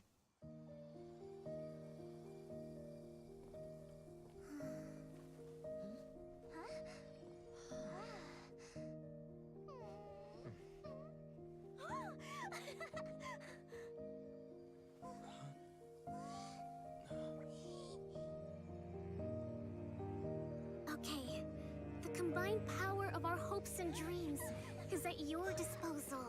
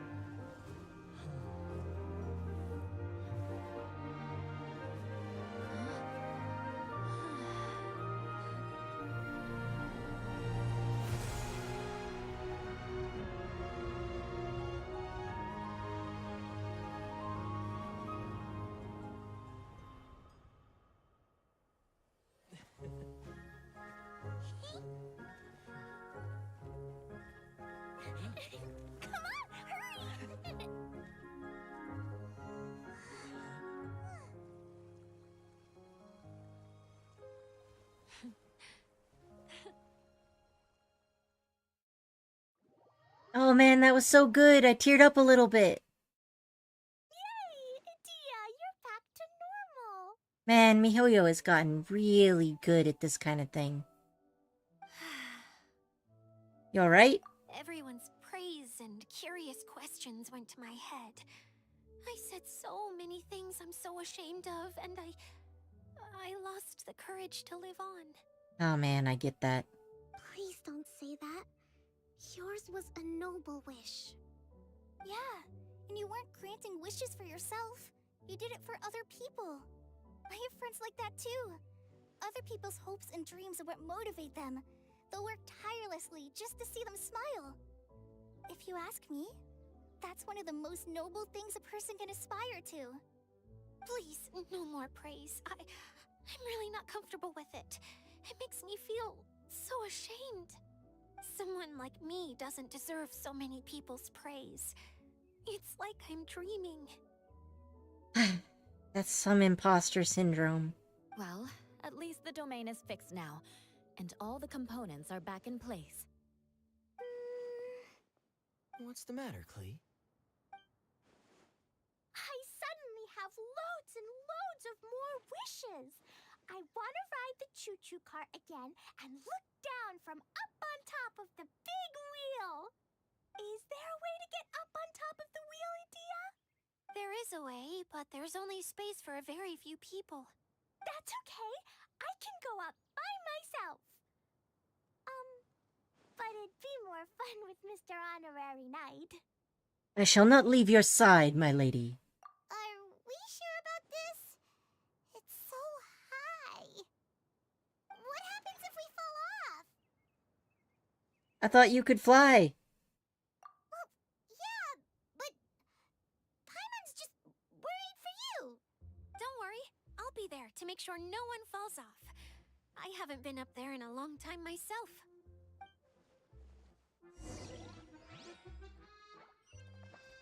Alright, we're gonna go up to the central wheel. Also, has this unlocked the thing yet? No. Well, I expected as much. Alright. But I'm guessing that this part is basically the cherry on top. Quit following me.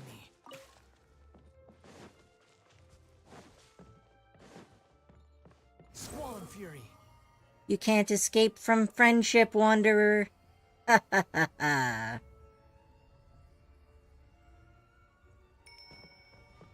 Alright, and I'm supposed to go up this way. Womp. Ugh. He's just so good for exploration. Oh, I can make it. Up. Up. Having a full stamina bar is great. Okay. What's the sign say?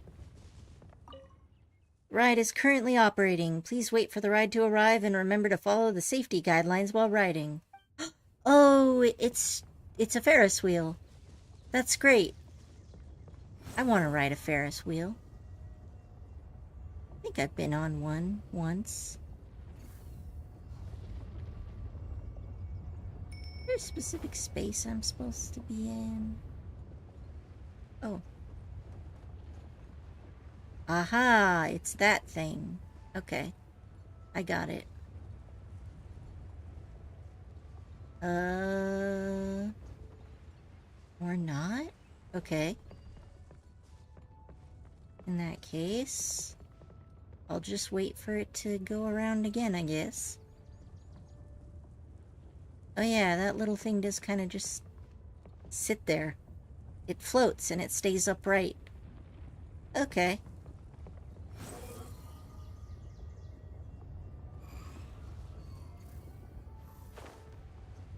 Up.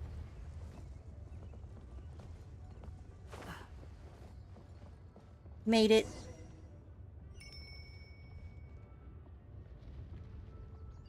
Look at that view.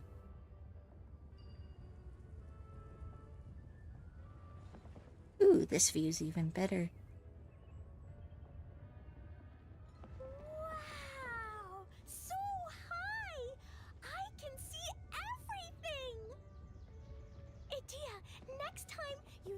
to bring Kaya and the others up here. Sure thing. I bet we all could have packed in here, like sardines, but maybe it's not, like, sturdy enough for that type of weight. Oh, okay, I'm almost at the top now. Ooh, nighttime. Whenever people have to leave this domain, I like to come up here and spend some time alone after I've seen them out. They're always overjoyed when they first arrive and start bringing their imaginations to life. But once they realize that they can't take anything home with them, they get upset. Some of them can't bear to leave. Others regret ever setting foot in this place. Do you ever get sad, Idia? I feel lonely at times, but not sad. A lot of people destroy everything they created before leaving, but some don't, like the residents you met. Before they left, they asked me to make replicas of themselves using hydro-eidolons. Then they tasked these replicas with maintaining everything they built here, as if this was their way of keeping their dreams alive. That's beautiful. Yeah, I don't know how they're faring in the outside world, but just the thought that one day they might achieve their dreams and live on the outside just as their counterparts do in here, that's enough to make me happy. It feels like I'm here waiting for them in the future, where they've achieved everything they wanted. You're so nice, Idia. Really? I just think that every dream, every wish, is like a flame in a bottle. Whether someone is still working towards their dream or living it already, as long as whenever they think back to that spark of light within them, it still makes them smile fondly. That's all it takes. Well, I feel super happy right now. Then I guess I finally paid Alice back after all these years. Funny to think I've been in the middle of a desert this whole time. It's just a giant muddy swamp to me. Time for Paimon to give you a nickname! Mud Fairy! Watch out for Idia the Mud Fairy! How dare you mock me! Roar! I'll gobble you up in one mouthful! I'm still embarrassed to have shown you my uglier side, but I'm glad the Valorium Mirage is up and running again. This place is going to be bustling with activity again soon enough. I hope you'll take some time to enjoy yourselves. Well, we still have some dreams to attend to. Yep, I want to get everyone together for one last ride on the choo-choo cart.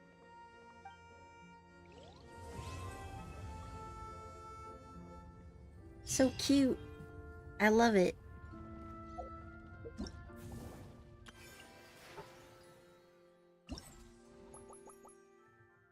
I will go and do the last of these. Yes.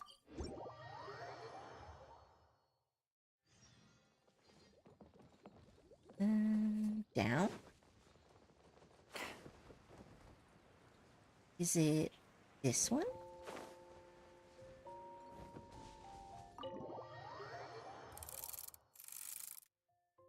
Aha.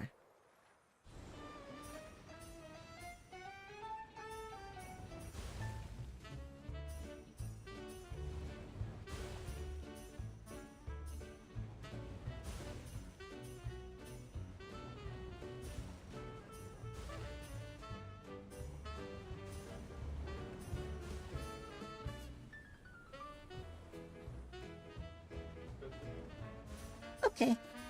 Give me a second, I'm just finishing the very last of the little barking fox challenges.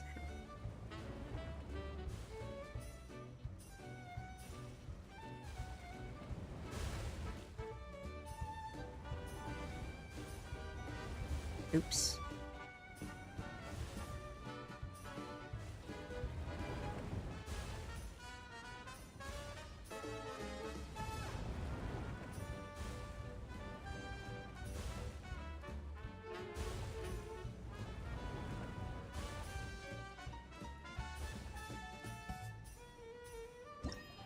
Goal. Alright.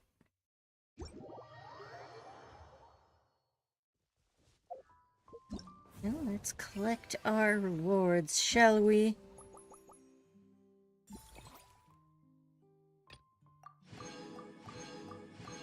Aha. Alright. Well. Thank you all for joining me. I hope you had fun. I certainly did. I hope you have a good rest of your night, morning, afternoon. Across time and space. It was wonderful to spend time with you.